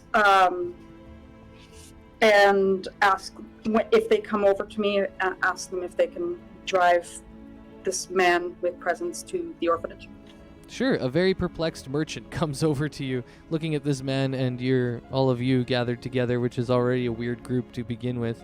And yeah, go ahead and roll persuasion as you kind of tell him he needs, or try and get use of his. Oh, geez. I'm gonna use my inspiration. Okay, 24 will definitely do it then.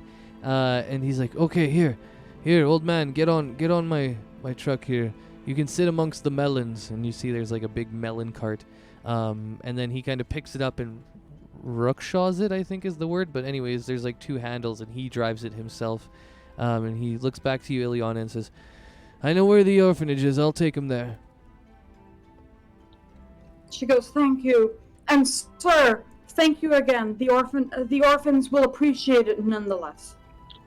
Yes, thank you for securing me a ride. And he reaches into his pocket and he flips you a gold piece as he's like getting pulled away, so you can't really return it if you want to even. I mean, I guess you could, never mind, but anyways. As he's leaving on the thing, he tosses you a gold piece. I take it. And then he looks at you and he says, ah, yeah, you're on the good list. I smile. And he Good is luck absorbed. with the orphans. Oh, thank you. I'm sure they'll enjoy the presents even though it's not the eclipse day. It would have just been so much nicer to be here yesterday. Well, you missed a lot of hullabaloo, so maybe this is for the best. Yes, hopefully. And he waves to you as he's leaving. Wow, that was such a strange and random occurrence.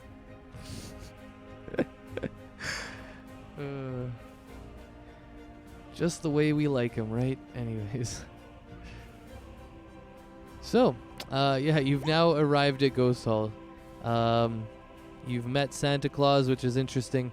And now it's like, I don't know, maybe 9 or 10 in the morning after you ate breakfast and had that interaction. And the guards recognize Ileana as being one of the people who's had sit down with the Reeve before, and they kind of usher you in as they're already expecting you. Yeah, and they usher you into the Reeve's office, where you have all met before. And there are 2 characters beside her, so I'm going to move you guys to the left a bit. Did they bring us all in, or just Ileana? Oh, they bring the whole group. Oh, we're moving up, guys. Woo! All right. So when you get into the Reeve's office, there are 2 people standing beside her. One is the guy on the left, who is just a regular human, and he is, well, they're both regular humans, you can tell, and he is very much younger, and looks kind of like, an angsty teen. And then the one on the right seems quite a bit older, maybe like 20 or 30, still young, but more seasoned and quiet, and much more kempt. The one on the left, the youngin', he's got some unkempt hair, as you can see on his token. And before we get into this interaction, I'm going to take my 3 p.m. break. I got to go to the bathroom again. We can all take a little BRB session, and I'll be back in a couple minutes here, and we can get into this interaction with these characters. He does look like an angsty teen. Oh, God. But Okay, be right back. Yeah, me too. BRB.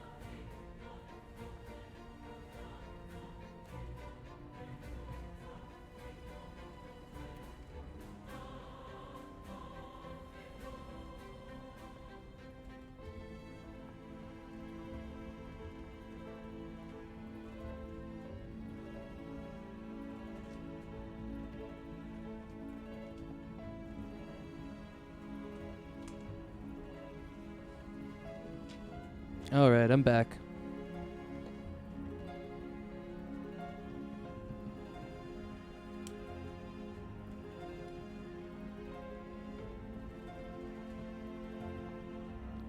What's up, Twitchers? How you guys doing? Hopefully having a good day out there.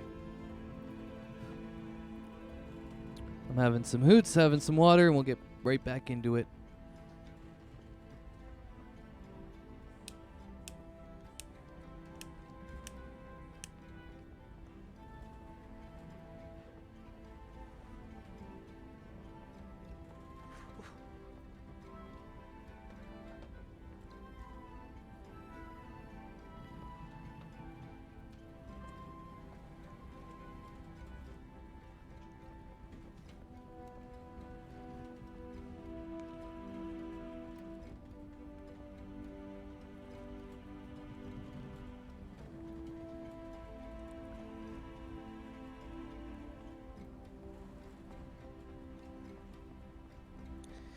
Hanging out with my Twitch friends. Oh, yeah. Having a good time. Doing some D&D. The session's been good. They've been having a lot of fun with just the RP. It's actually been really good. I was hoping to get into combat today, but we might not get there. We'll see. We'll see. Everyone, we'll see. Chill out, chat. Jeez Louise. You guys are rowdy. Where's my moderator? Just kidding.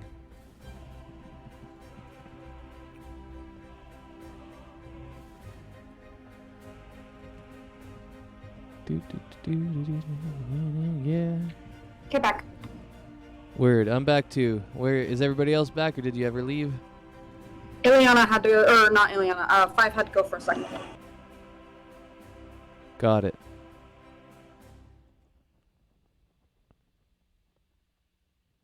Not sure about anybody else. I'm back. I'm here. Chillin', bruv. Chillin'. Mad Belle, you chillin'. here?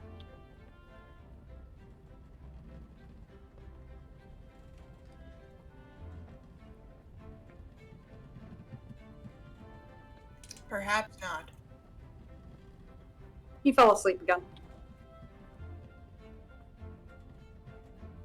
What's up, Barrel? You around? Probably just on a BRB still.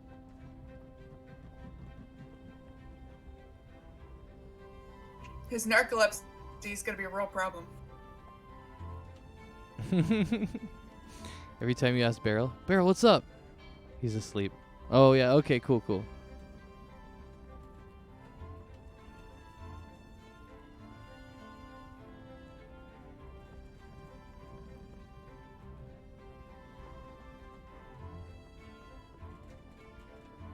Alright, well, I'm going to pull up my do for today. Let's see, how do we do? Looks like we're pretty good. Yeah, we're all caught up. We got everything done. And lots of random rolls today, which was part of... Sometimes I forget that stuff. I didn't do good with the inspiration, though. I got to keep that on track.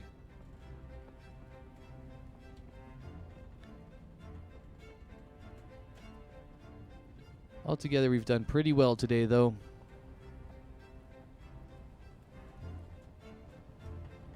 Yeah, I got to see Anders naked, so that was fun. Yeah, that was a beautiful, unexpected surprise.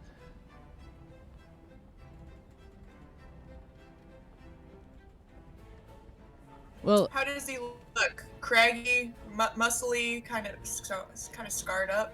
I think I was gonna just say he looks very strong and muscly. He's a carpenter. He works with his hands, so he's very fit, and he looks good. Good to know. Yeah, Ileana would have noticed that. Is he fuzzy? Where? Everywhere. I assume, I assume I didn't see, like, his junk, but, like, you know, chest and, like, back and, like, all those, like, areas that I would have seen. Like, is he, like, super fuzzy for a Nord, or... No, I don't think he would be. Not like, I would assume dwarves are probably more fuzzy, but as a Nord, probably like most northern people in the world, I think, more like Scandinavians. They aren't very, like, hairy, I don't think. So when I think about Scandinavians, I think, like, tall, blonde people who don't have a lot of body hair in general. But, yeah, so, no, he's pretty much, like, almost hairless. Okay, just because I'm an elf drow thing, and I don't think they have much fur on them or hair other than on their head and eyebrows. So I'm like, I wanted to know if he was fuzzy, and she kind of went, oh, weird. What is that? No, I think he'd be pretty smooth like you, other than Okay. certain places that you haven't seen probably, so. That's interesting. Does Beryl have like more hair than your average like half elf, or is he pretty like on par?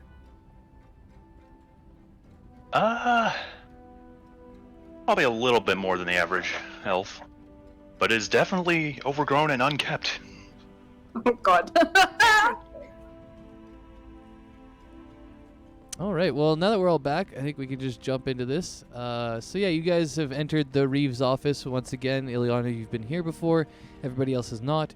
And you see the three of them ahead of you. You all recognize the Reeve from the previous night. However, the two other people you do not know. And some of you would probably assume that this is the nephew that you're supposed to meet because he's so young. But when the Reeve shows up, when you show up to the Reeve's place, she kind of regards you all and she says, "Ah, Ileana, you're here. Good, good, good. Listen, I wanted to introduce myself to all of you." And she goes around and introduces herself as the Reeve Theoliadon. And I don't think I ever actually put her sheet up. One sec. Maybe I did. No, I didn't.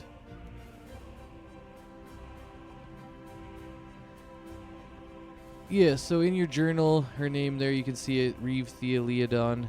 And after she introduces herself, she looks to her right and introduces her nephew. She says, "This is my nephew.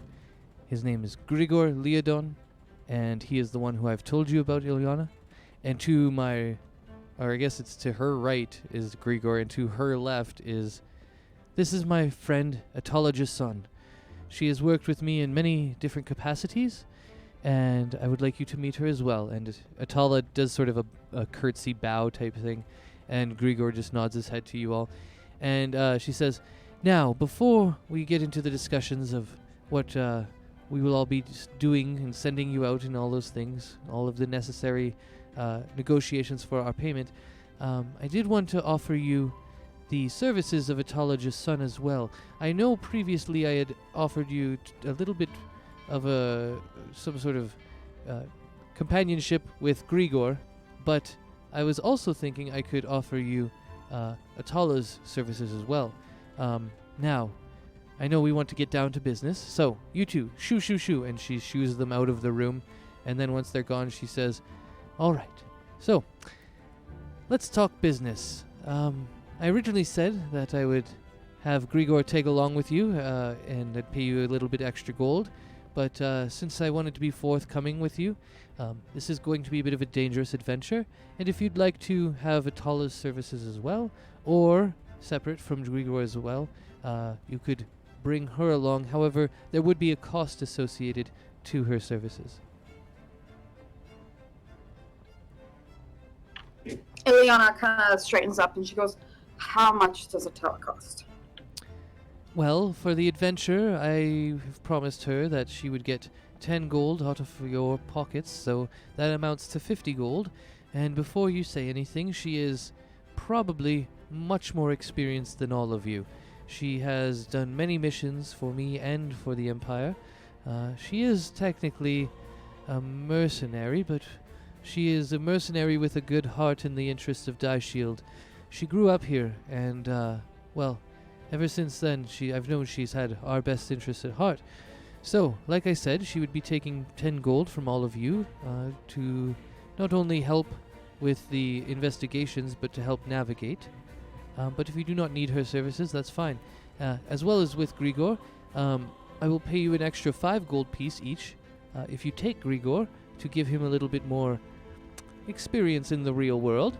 But if you do not want to have him along as a liability, or you think he will slow you down in any capacity, then you do not need to take him as well. It's just something I figured I'd offer. Ileana just goes, I see.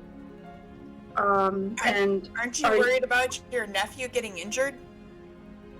Honestly, Grigor's been training for a very long time, and if I keep him on the training grounds forever, he'll never turn into a great warrior.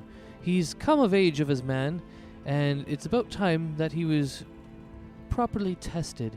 I think this would be one of the best ways for us to test him, and eventually if he can prove his worth in metal, then he might have a station amongst the men in the soldierhood of the Empire, or maybe potentially along my side as a renowned noble to take over Die Shield, a person who, if everything goes well, fought for Die Shield and helped us find out who maybe was behind this attack. Ileana just kind of straightens up and she goes, I see. So you are offering us a mercenary in exchange for 10 gold each, but you are also offering us a burden for an additional 5 gold piece each. So if my math skills are correct here, you're offering us a total of 5 gold less than what we had agreed to upon last night for an extra burden and an extra mouth to feed. Is that correct? Yes, if you so choose to have these additionaries added to our original agreement. They do not need to be added to our original agreement at all. If you choose to take neither of them, then we will stand with our original agreement. 40 gold piece each, right? I believe was the original.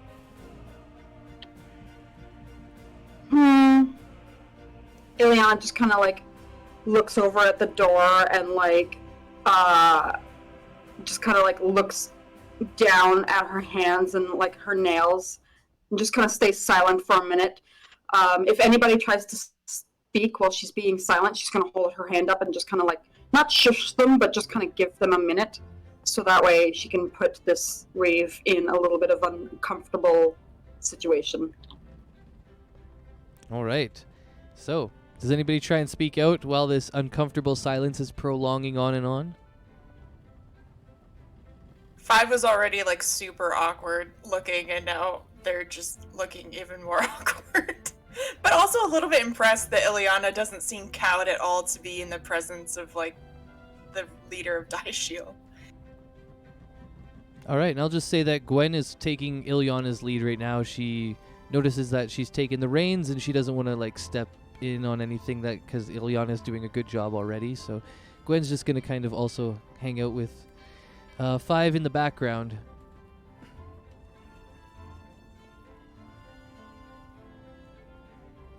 All right, well, the insanely long, awkward pause continues.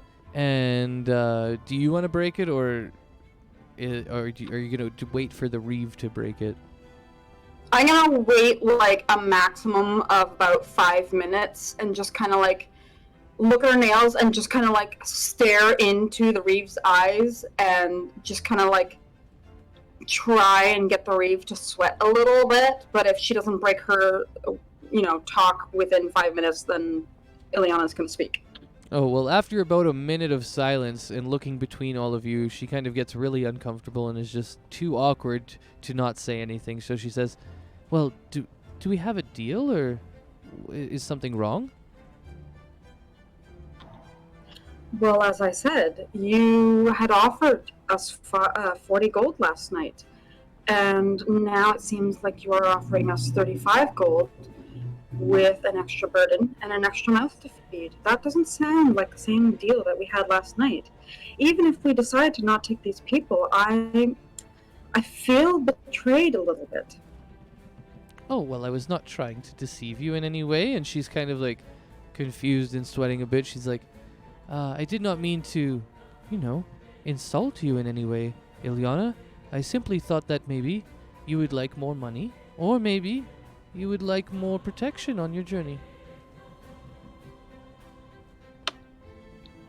This is where I'd like to roll Persuasion, I guess, and just be like, I would like both.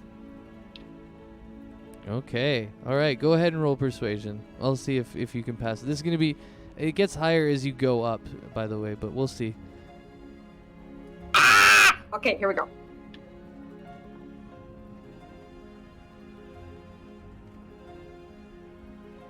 Oh, it's 18. Damn it. Okay, it went from 15 to 18 this time. Anyways, so Nice.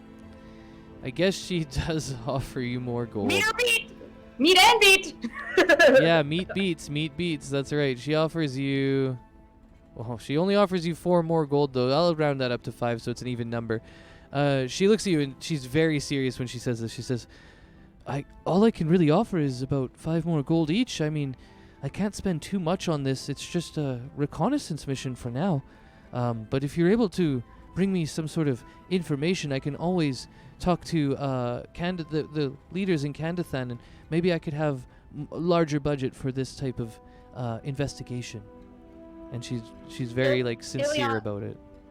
Yeah, Ileana smiles and she's like, 5 gold each would be fine. As long as we agree to the 40 gold that everybody is doing for this, as well as bringing on the mercenary and your nephew, then I don't see a problem with it. All right.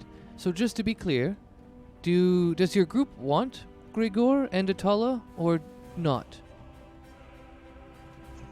Ileana kind of turns around and she goes, does everyone want to help this young man, the nephew, with experience in fighting and learning about himself, as we are all doing with our own selves? And do you guys want an extra hand in any sort of danger that we may come across, which I can promise you, by the sounds of it, we will. Okay, so just OOC for a second, so we can talk about this really quick. Okay, so what we're looking at now is like we'd like a flat pay of 45 gold, and we get an extra 5 gold if we take Gregor, and we get minus 10 gold if we take the mercenary. Exactly. So we end up with 40 all of gold. them. Yeah, we would be back to 40 gold, right? Yep. I mean, that would be fine. I think that sounds fine by me. Like, you know, we end up with the original 40 gold plus 2 people that, I mean, can only really help. And it sounds like the Reeve is like not gonna be super pissed at us if something happens to her nephew. She's sending him out with us. So I don't know, I think it sounds good to me. All right, I'll roll for Gwendolyn later, but Globuk, Beryl, what are you guys thinking about these 2 individuals and the deal that has been put before us? Globuk would probably just turn to Ileana and go, Globuk feed mouths. So Ileana would smile at him and kind of like whisper a thank you, but she knows he's not going to be able to hear her. It's just kind of like a mouthing of it. And then she kind of turns to Beryl and she goes, and you? With like a smirk, not like a intimidation or anything.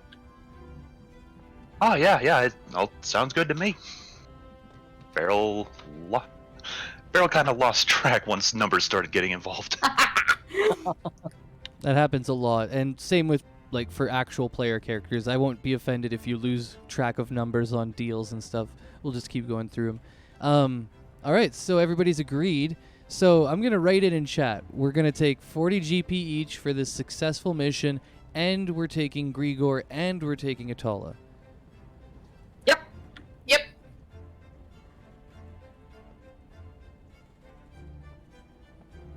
All Our right. first paying job, you guys.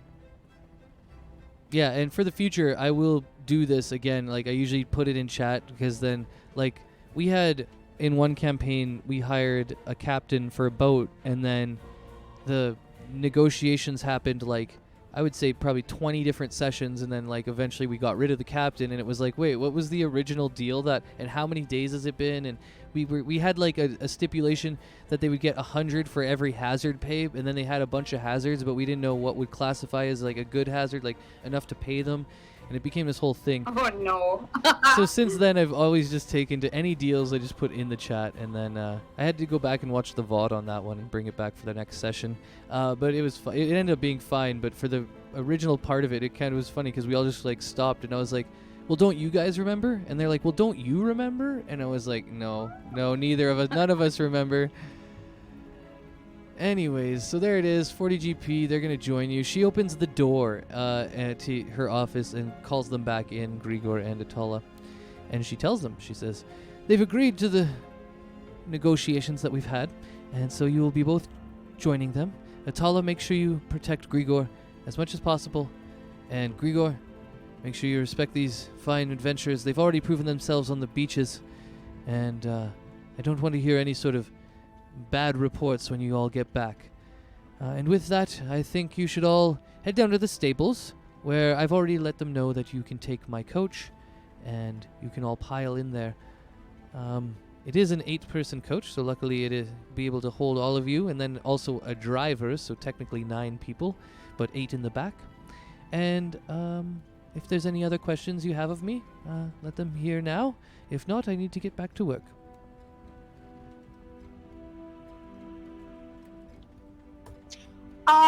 So I'm just probably the driver.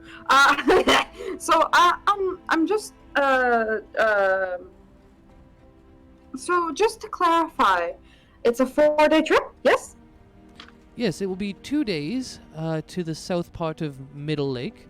You'll take 1 day on the main road and 1 day south on the dirt road, and then you'll find sort of the old ruins. And the beetles like to live underground, so they live in the old ruins of most of the time, and you have to go digging in the ruins to find them, which is why I thought it was very odd that these creatures eventually made their way here. There's no reason for it.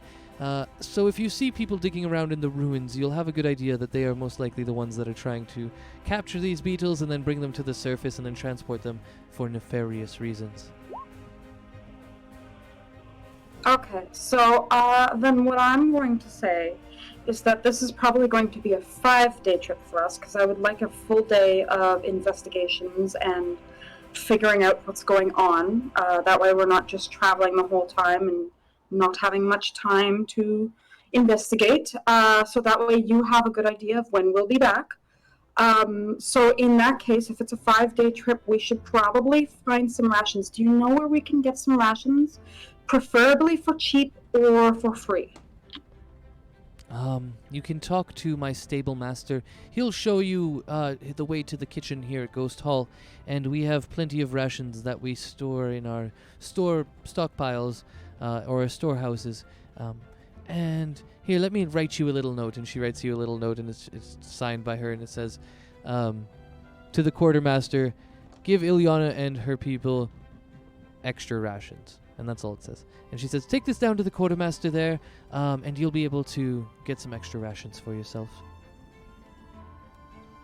Ilyana just kind of does, like, not a deep bow to what you would do, like what a noble wouldn't do a deep bow to another noble, but like just kind of like a more than just her head bow, but just like kind of like showing extreme respect and thanks for this type of negotiation and whatnot. All right, and she returns it in like kind, the same sort of connotation to it, and she smiles at you all and says, well, good luck on all of your adventures. Ilyana's like, thank you, and may say how I say it? My goddess. Sehanine? I believe Sehanine, but it could be Sehanine. I don't know. Sehanine, I believe is that the right goddess either? I could look your backstory up again. Yeah, it's Sehanine. Okay. She goes, and may Sehanine bless you. Oh, thank you. I haven't heard that name in a while, but I'll appreciate it. Thank you. OCC talk, just so people know. I don't know if many people know much about Sehanine, but what I will say is that a lot of halflings and elves tend to know about this one, so like that's why she's specifically telling this girl about it. And I'll actually get you all to roll religion. I'm going to give Gwen advantage on it too, because she's like a studier of religion, and 5 actually. If you guys want to see if your characters know at the mention of Sehanine, if you know Ilyana's god. We're learning a lot about Ilyana today as she's sort of, oh, okay. There, 5, you don't know it, but Globuk does. Beryl does not, and I'm just pulling up Gwen's sheet right now. Boop, boop, ba-doop. And we'll see if she knows a little bit of something about Sehanine. I so hope she does. Yeah, me too. He's gonna be so triggered. She's gonna be so triggered because this is like the opposite of Halo. Yeah, exactly. All right, I just remembered who Sehanine was. Well, she's like neutral, isn't? Oh, wait. The advantage. Never mind. Advantage is 18. So okay, she would know who it is. Okay, wait. Yay! Let's go look up Sehanine in our little pantheon thing, because I'm pretty sure, isn't she the one over controlling luck and then like the shadows or something? I can't remember. Yeah, Trickery, goddess of the moon and autumn. Oh yeah, I remember illusions. That's what I was thinking. Yeah, trickery and illusions. God of love too. Yep. Whoa, yo, whoa. All right, just tossing things on there now. That's cute. Sehanine's like really cute then, I guess. I don't know. Oh yeah. Follow your emotions in seeking to end suffering. That's cute. That's really cute. Anyways, enough about the beautiful. Travel without control. That one specifically. That's why I was kind of like, no. We're negotiating. You're not controlling this. It's very interesting because like it seems like Pelor and Sehanine they're both good gods. It's just that they are like the opposites of the same coin, which is really interesting. Yeah, and it will probably, I'll force you guys into situations where chaotic characters and lawful characters will have problems with each other. I've done that in other campaigns, and it's really, I think it's a really good like moral thing, a good group building thing, a good character building thing when you put the chaos, because mostly everybody's good or neutral. I allow evil things, but we just have to talk about it. But anyways, but yeah, like, so then what it becomes is the best way to pit people against each other is to pit the chaotics versus the lawfuls. And because I'm not pitting good against evil usually in my party. So yeah, that's an interesting little point, and that's good to know for the future as Gwen clocks it, but she's not going to say anything right now. She's not that kind of, she's not going to like flame you for your religion. She also knows that you both reside in the good realm, so even though you take a different path to goodness, she kind of recognized this common ground, I guess, of goodness, and she's kind of willing to sort of just not say anything right now, but keep it to herself and maybe talk to you later because you're already on the path of good, to see if she can get you into the Pelor, which is Pelor neutral or lawful? I think Pelor is only neutral, right? I will say though that what Gwen, like actual player Gwen, I can't remember their name at the moment, but actual player Gwen had been talking to Globuk about how the moon is bad and like evil and like horrible and stuff, and Sehanine is the goddess of the moon. So like that might be triggering for Gwen a little bit. Wait. Retcon. He was talking about how the night is bad, and then he said that the moon is okay, I guess, because it reflects this light of the sun. So I think the moon is probably the least like bad out of it, but he doesn't like the moon probably because it's part of night. But at the same time, I do remember him saying that, like, oh, well, the moon's kind of good because it reflects the light of the sun. And that was, like, his only, like, like, saving grace for anything that had to do with the night, quote unquote. Yeah, now I remember, yeah. Yeah, but I would say that there is definitely, like, a psychological tension building up with him due to just your nature and maybe the nature of Globuk and some other people here, where it's like he's it's not a he, it's a Ditton, but it's anyways. She, Gwendolyn, is kind of, picking up on all these different cues that her alignments and her beliefs are probably maybe not perfectly aligned with all of you. And she sees it as an opportunity to, again, try and share her blessings and her knowledge and what she thinks is probably the best god ever with all of you. So. Yep. For now, Fun I'll time. say she doesn't take it like as personal slights that you don't have the same exact god as her. Perfect.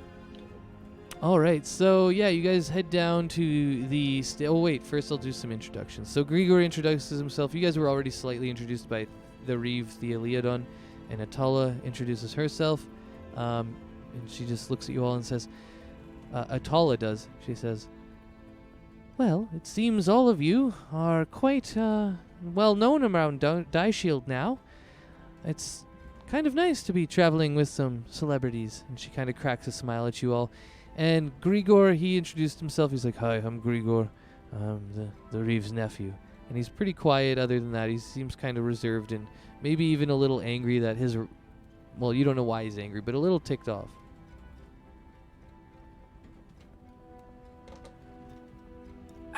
Nice to meet you. I'm 5. Oh, that's an interesting name.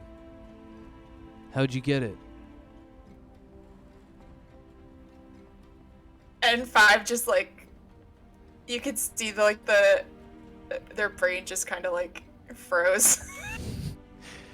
Just doesn't have an answer for this one because it's weird. It just kind of happened that way. Huh. That's cool. It's like a nickname. Yeah, like that. How did you get your name?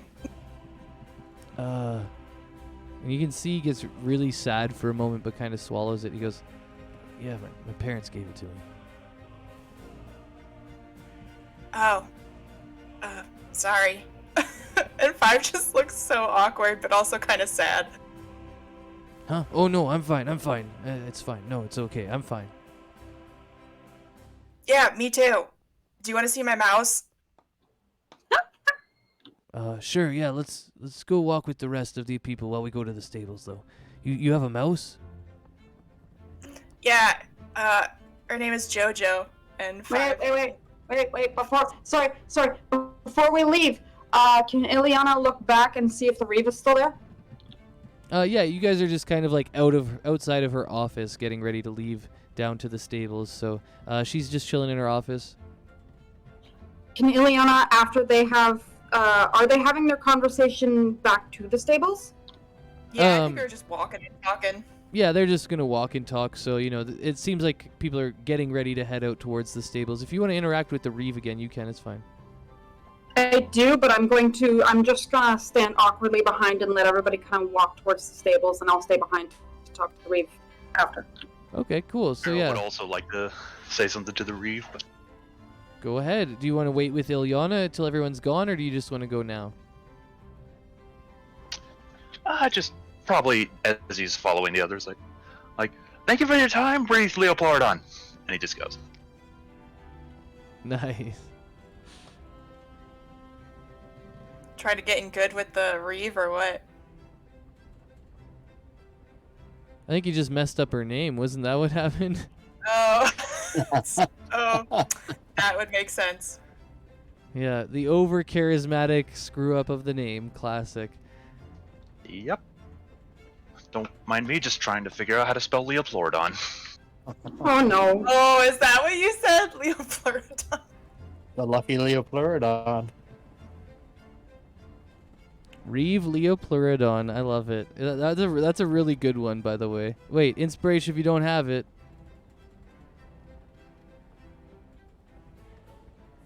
Anyways, what do I want to do first? I want to do Ilyana's thing first. So everybody's walking away. You're showing your mouse to Grigor. And what are you going to do there, Ilyana?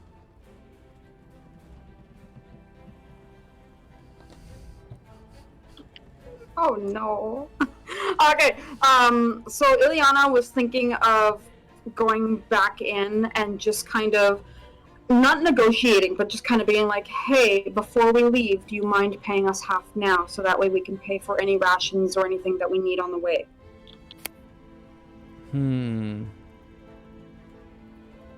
Yeah, she'll do it. Ileana, as she was leaving, realized that this is a dangerous mission. They may not come back.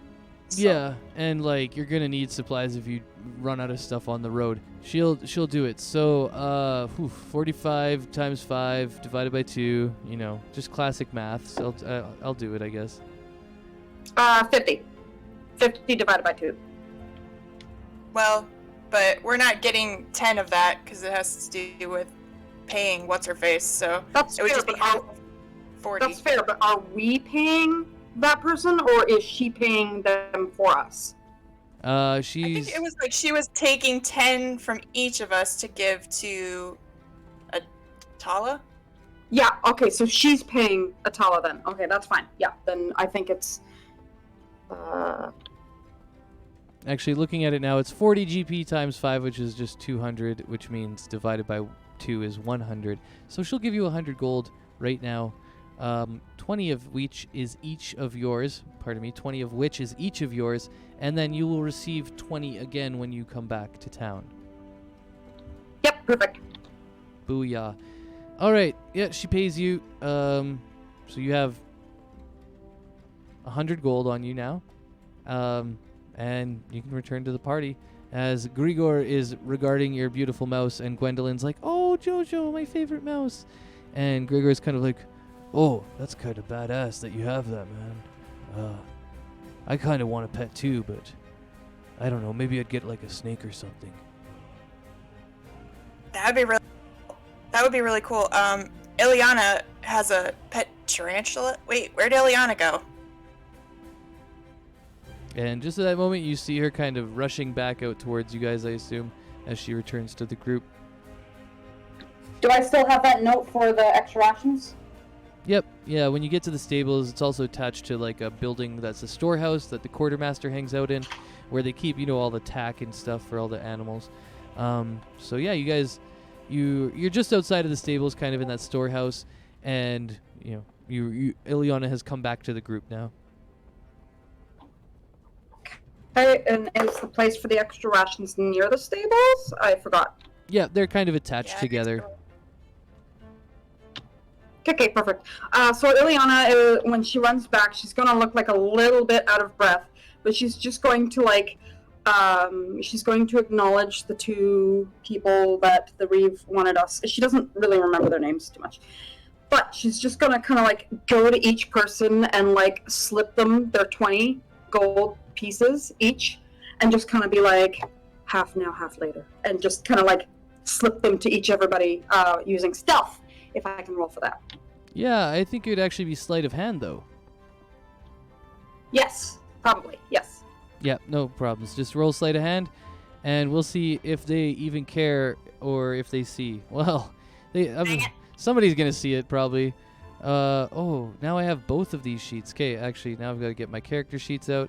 These are real people with real character sheets. So let's go with Atala. I'll put them on the in the journal too. One sec here, stand by.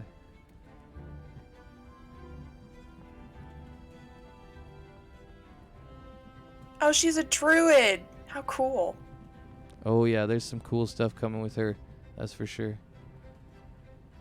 Grigor, not so much. It's okay. He's like a meat shield. We needed more people. Yeah, yeah, you can just toss him in there and let him take a few punches. That's funny, because that's exactly what Ileana was thinking. I had written that down, too. Okay, that's not what 5 is thinking, but that's what I'm thinking. Oh, wrong one. But it's a perception, and I roll a nat 20, so I just changed the mat. So yeah, Atala, the druid, definitely clocks it. And then we'll go to the next one.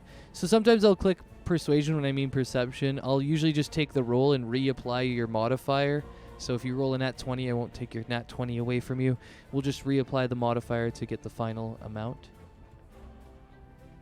Where is Grigor? There he is. I don't know why I didn't put Where him. are you, Grieger? Yeah, I thought I put him beside his frickin' auntie there, but I guess not. Oh, the sheets are struggling today a little bit. Sorry, is Atala somebody that like is out and about in the town that like I would have met before, or No, she definitely also- not. She's like always out on crazy adventures, like on specialty missions for the Reeve. So she's like never really even in Die Shield that much. She's older than you by... Yeah, I know. Then when she was growing up in Die Shield, you were just a twinkle in your mother's eye. So you guys missed each other. Looks like she's like 16. Yeah, she's actually much closer to 30. So and you're 15, right? Yep. Yeah, so she's almost double your age.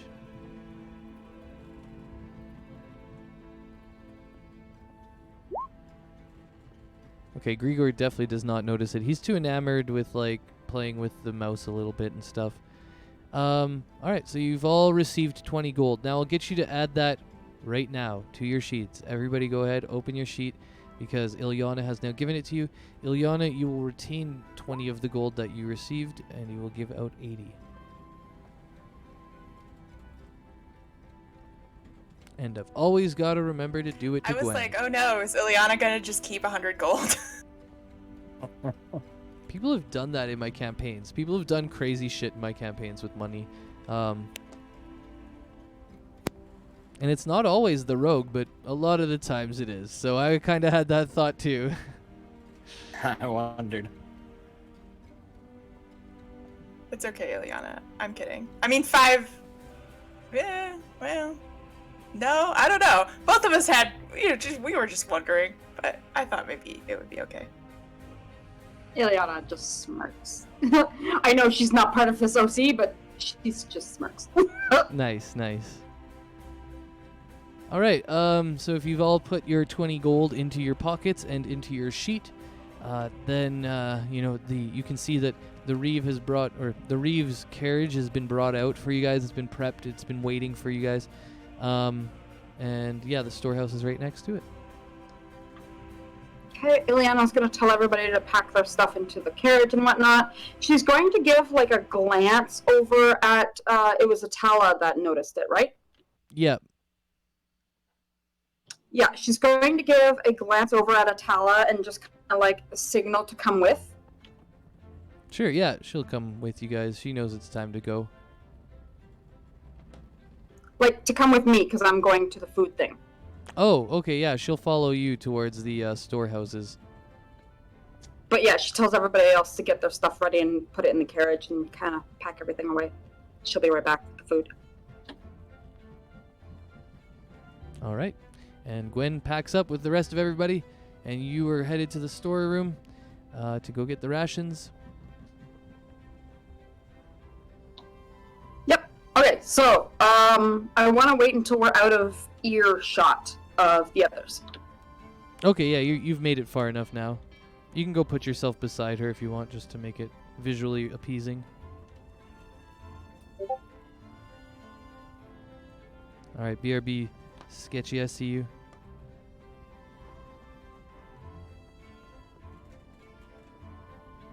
Alrighty. Are we waiting for Sketch to come back?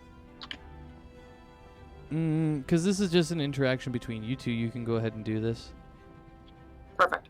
Okay, so Ilyana's just going to be like, so out of curiosity, you don't have to tell me anything, but out of curiosity, are you being paid? Because I know you had agreed to 10 gold. It was 10 gold from each of us, right? So 50 gold? Yes, that was what the Reeve promised me. Perfect. I just wanted to double check because you never know with some nobles. I do like her though. I was wondering though, is she paying you to protect her nephew? Well, I mean, it's part of the job, I guess, innately. She's technically paying me to investigate. I mean, if you were to look on the records. But I have a sneaking suspicion she wants me here. Because you never know what these young people can get up to. And I bring a little bit of maturity to the situation. That is very fair, and I definitely agree. I just wanted to make sure because I am a little worried. She did give me a heads up that he can be a little bit outspoken. And as a noble myself, I know that sometimes it is harder to do negotiations with others if there's somebody just speaking their mind in behind me. It doesn't look very good for control. Oh, don't worry about that. I've got him under my thumb like a whip. I've spent a lot of time at Ghost Hall, especially while Gregor was a little boy. He has a lot of reverence for me. And, well, I don't think if I tell him to shut up, I don't think he'll say one word after that. Excellent. I have been given a note to get extra rations. I wanted your help to bring them back because it's going to be for everybody. So I want to make sure the driver, all of us, have enough food. It's probably going to be a 5-day trip. So, if we're fighting anybody, which I have been told can be a dangerous battle, I want to ensure that everybody has what they need. However, if you need Soap supplies time, baby. Be sure to tell me. I'm not great at always catching glances, so if you need help of any sort, whether it's money or to help with persuading somebody, let me know. Just as long as you keep that little one quiet during negotiations, because that's what I'm actually worried about.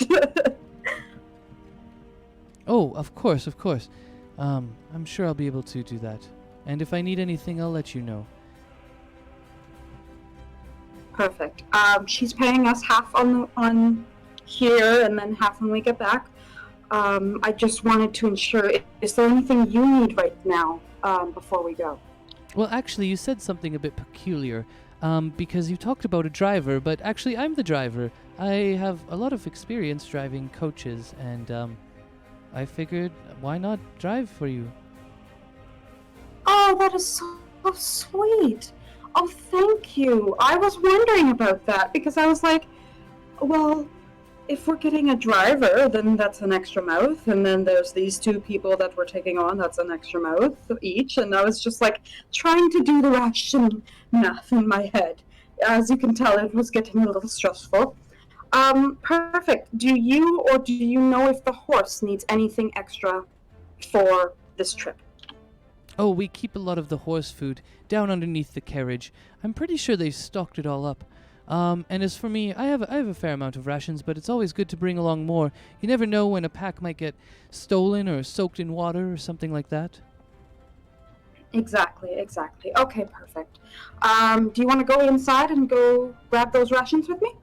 Sure, yes, let's grab them and then we'll head back to the carriage with everyone. Perfect, sounds good. All right, and you present this note that you've been given to the quartermaster, and he gives you a kind of a look, and he says, Well, it doesn't say how much on here. How much are you thinking? She just kind of looks over at Atla, and she's like, well, it's a 5-day trip. There may be some danger, so we may need some extra rations after a fight or a few battles. What do you think, sir? Well, here you go. And he brings out a huge pack, like a bulk pack of rations that are all tied together with twine and stuff, and he says, I think there's about 25 in that, if 25 rations for you, if that's good. How tall is he and how big is he? He's just a normal human. He's a little older. He's like a bit gray in the beard, and he's about 5'6", and probably about like 170. Just kind of not too big, definitely not too big. That's for sure. Okay, so Ileana's gonna go. That looks amazing for if we had some half elves and whatnot. But I will mention we do have a half orc and we do have a dragonborn, I believe. So, is there any chance of any extra? Oh, I've got a good idea here. And he goes back and he comes back and he pulls out another pack of 20 rations, but he unfolds them, and they're very specific. And you can see that as he unfolds them, they are dried fish rations, dried salted fish, and it's basically like fish jerky essentially. And he says, I think your orc and your dragonborn there like these. Thank you so much. And if there's anything I can do for you when I come back, just let me know. You have done us an amazing favor. Oh, no favor by me. Just thank the Reeve. I just do what the papers say. That is fair. Well, thank you, and I will be sure to thank the Reeve. All right, have a good day. I think your coach is ready out there. I've seen you guys getting ready out there, so yeah, we prepared it all for you, and we made sure we put the rations for the horses underneath there. Excellent. Thank you again. Have a good adventure. See you, Atala. And it seems that they know each other, and Atala just kind of gives him a knowing nod. Cool. So we grab all of those rations and come back. How many is there? Like, should we split them before we get into the carriage to everybody, or?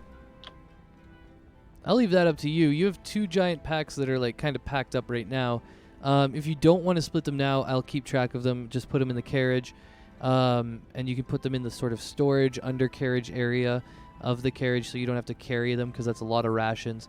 Or if you want to divvy them up right now, we can do that. What are they packed in? They're packed in like linens that are tied with hempen rope. Can Ileana kind of look like she just got an idea and then run back in for a second? Yeah, sure, go ahead. Okay, so she runs back in and she goes, I'm sorry. I just thought of this. Do you have some extra linen? Like, preferably like 5 pieces and some rope or hemp or something, so that way I can split them and put them under the carriage for everyone. Oh, yes, of course, here. And he goes back to his packaging area, which you lean over the desk kind of, and you can see there's a whole bunch, like piles and piles of linen and rope, all cut to certain dimensions that are perfect for packaging things. And he hands you a pile of them, and he says, there, that should do it. If you're divvying them up amongst people, that should be a lot. Excellent. And one last question. Do you happen to have some sort of scroll or pen or something that I can mark them with? You know, I actually don't have those things down here. I thought they might have it up at the Reeve's office, though. Or maybe one of your companions would have something like that. That's fair. I'll ask. But what about, do you have any ink or paint, just as a last question? No, actually. Not down here.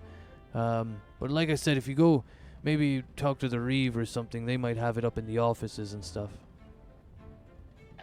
Okay, thank you so much. And with that, she just kind of flips him 1 gold. Oh, thanks. I rarely get tips down here. And she smiles and nods. Actually, I never get tips down here.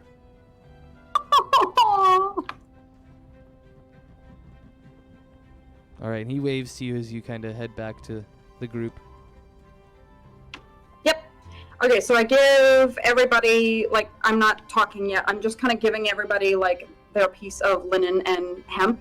And I just go, okay, so I think the best idea, now we don't have to stick with this, is the best idea is that if we just kind of split the rations now so everybody fairly has some of their own, and we'll just pack them underneath the carriage so that way they are safe. And I'm going to just ask everybody now, you don't have to, however, be extremely appreciated if somebody runs low on rations or if one of our rations gets stolen or lost, if we can all share. I just want to ensure that everybody gets at least something at the beginning so that everybody has something for this trip. Sure, that sounds fine to me. You really think of everything, Ileana. This kind of, like, not a dark look over her face, but her face kind of falls and she goes, unfortunately, this isn't my first trip.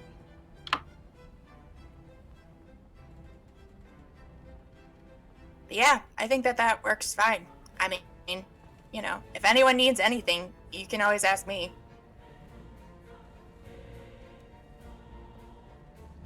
Yes, I agree as well. Great preparing, Ileana. 5 has just been, like, petting the horses and, like, braiding their manes. Ileana kind of like does a quick whistle towards 5 and she goes, the horse's rations are under the carriage if you want to give it something a little nibble before we leave. Oh, I probably had breakfast, but 5 like leans down and just picks like a piece of like long grass and like just holds it in front of the horse to see if the horse is. Roll an animal handling. Let's see if you picked some good grass or not. Oh dear. All right, let's see. Also, what's up, Twitchers? Hopefully you're having a great day out there. We're almost out of Die Shield. We've got the carriage, and they're just petting the horses. Oh, and like apparently a horse the... whisperer. Yeah, we got a Dragonborn Horse Whisperer. Yeah, a 19 is definitely Dragonborn Horse Whisperer, godlike abilities. The horses, like, whinny and neigh in glee. That's so great. 5 is just absolutely delighted. Do I see it? Oh yeah, everybody can see it because we're all kind of around the carriage now. You're all packing in and stuff. Ileana just kind of claps and smiles, and she goes, "Perhaps you might want to wrap a couple of those grass with you. The horse seems to really like it." Yeah, I think we're gonna be good friends on this trip. Gwendolyn will look over and she'll be like, "Oh, 5, you're so good with animals." Out of just my own curiosity, what color are the horses? What kind of horses are they? I have a representation for you, actually, and since this is a good time to start, we have 3 minutes left in the session normally, and I have like a visual representation for all of this stuff. It's just like we got to get out of Die Shield. So if you want to hurry that up, and then we can get to that, you can see it, or I could just give you a visual representation. We can hang on Die Shield, just RP a bit more, but it's up to you guys. I mean, this seems like a good place to sort of like leave off if we're like, you know, leaving Die Shield. Yeah, I mean, you're all there packing up right now. Is there anything else you guys want to do before you leave Die Shield? Because you're literally all on the precipice, essentially. No, other than figuring out, I don't remember how many rations that guy gave us, so, I just wanna 45 total. 45 rations total? Yeah, it was 25 that he handed you in the first pack, and then 20 that he handed you in the second pack. Yep, exactly. I just put it in chat too, so I can do some math later. We'll figure it all out and get it all separated, because it's just 4 and 5 divided by 5. It's really easy, actually. Anyways, but we'll make sure that everyone has it separated and all of that stuff for next time. Okay, perfect. All right. Yeah. Do you guys want to mount up the old carriage and head out, and I'll take you to a different page, kind of thing, where it's like our traveling page. I have a bunch of different traveling quote-unquote pages, so that you can, I don't know, they're just for like traveling. Yeah! Yeah, let's see the travel page before we... Well, I have to leave soon, but... Yeah, I before gotta leave. go right at 4 today, unfortunately, but I will take you over there now. As we've all packed up, we've got all of our rations. We know we've got some money now too. Holy! I have to say, Caprina, you are one of the best negotiators in D&D. Thank you. All right, I think I brought us over to this new page with the cart on it. I don't see our tokens. Wait, what don't you see? Tokens are... Oh yeah, I'll bring on the page. tokens over. Essentially, that's the carriage, though. That's what it looks like. It's so cute! I Yeah. love it. It's so pretty. Yeah, I found a really cute one for us. And the horses, they kind of look like that. They're gold with, like, you know, blondish manes and stuff. And yeah, I just like having a visual representation for us while we're traveling as well. Also, it's good to just have a visual representation as we move through traveling. So speaking of that, I am going to paste this out here, and I'm going to put Atala as the driver. She can have one person sitting up alongside her. There's a door between the back and the front.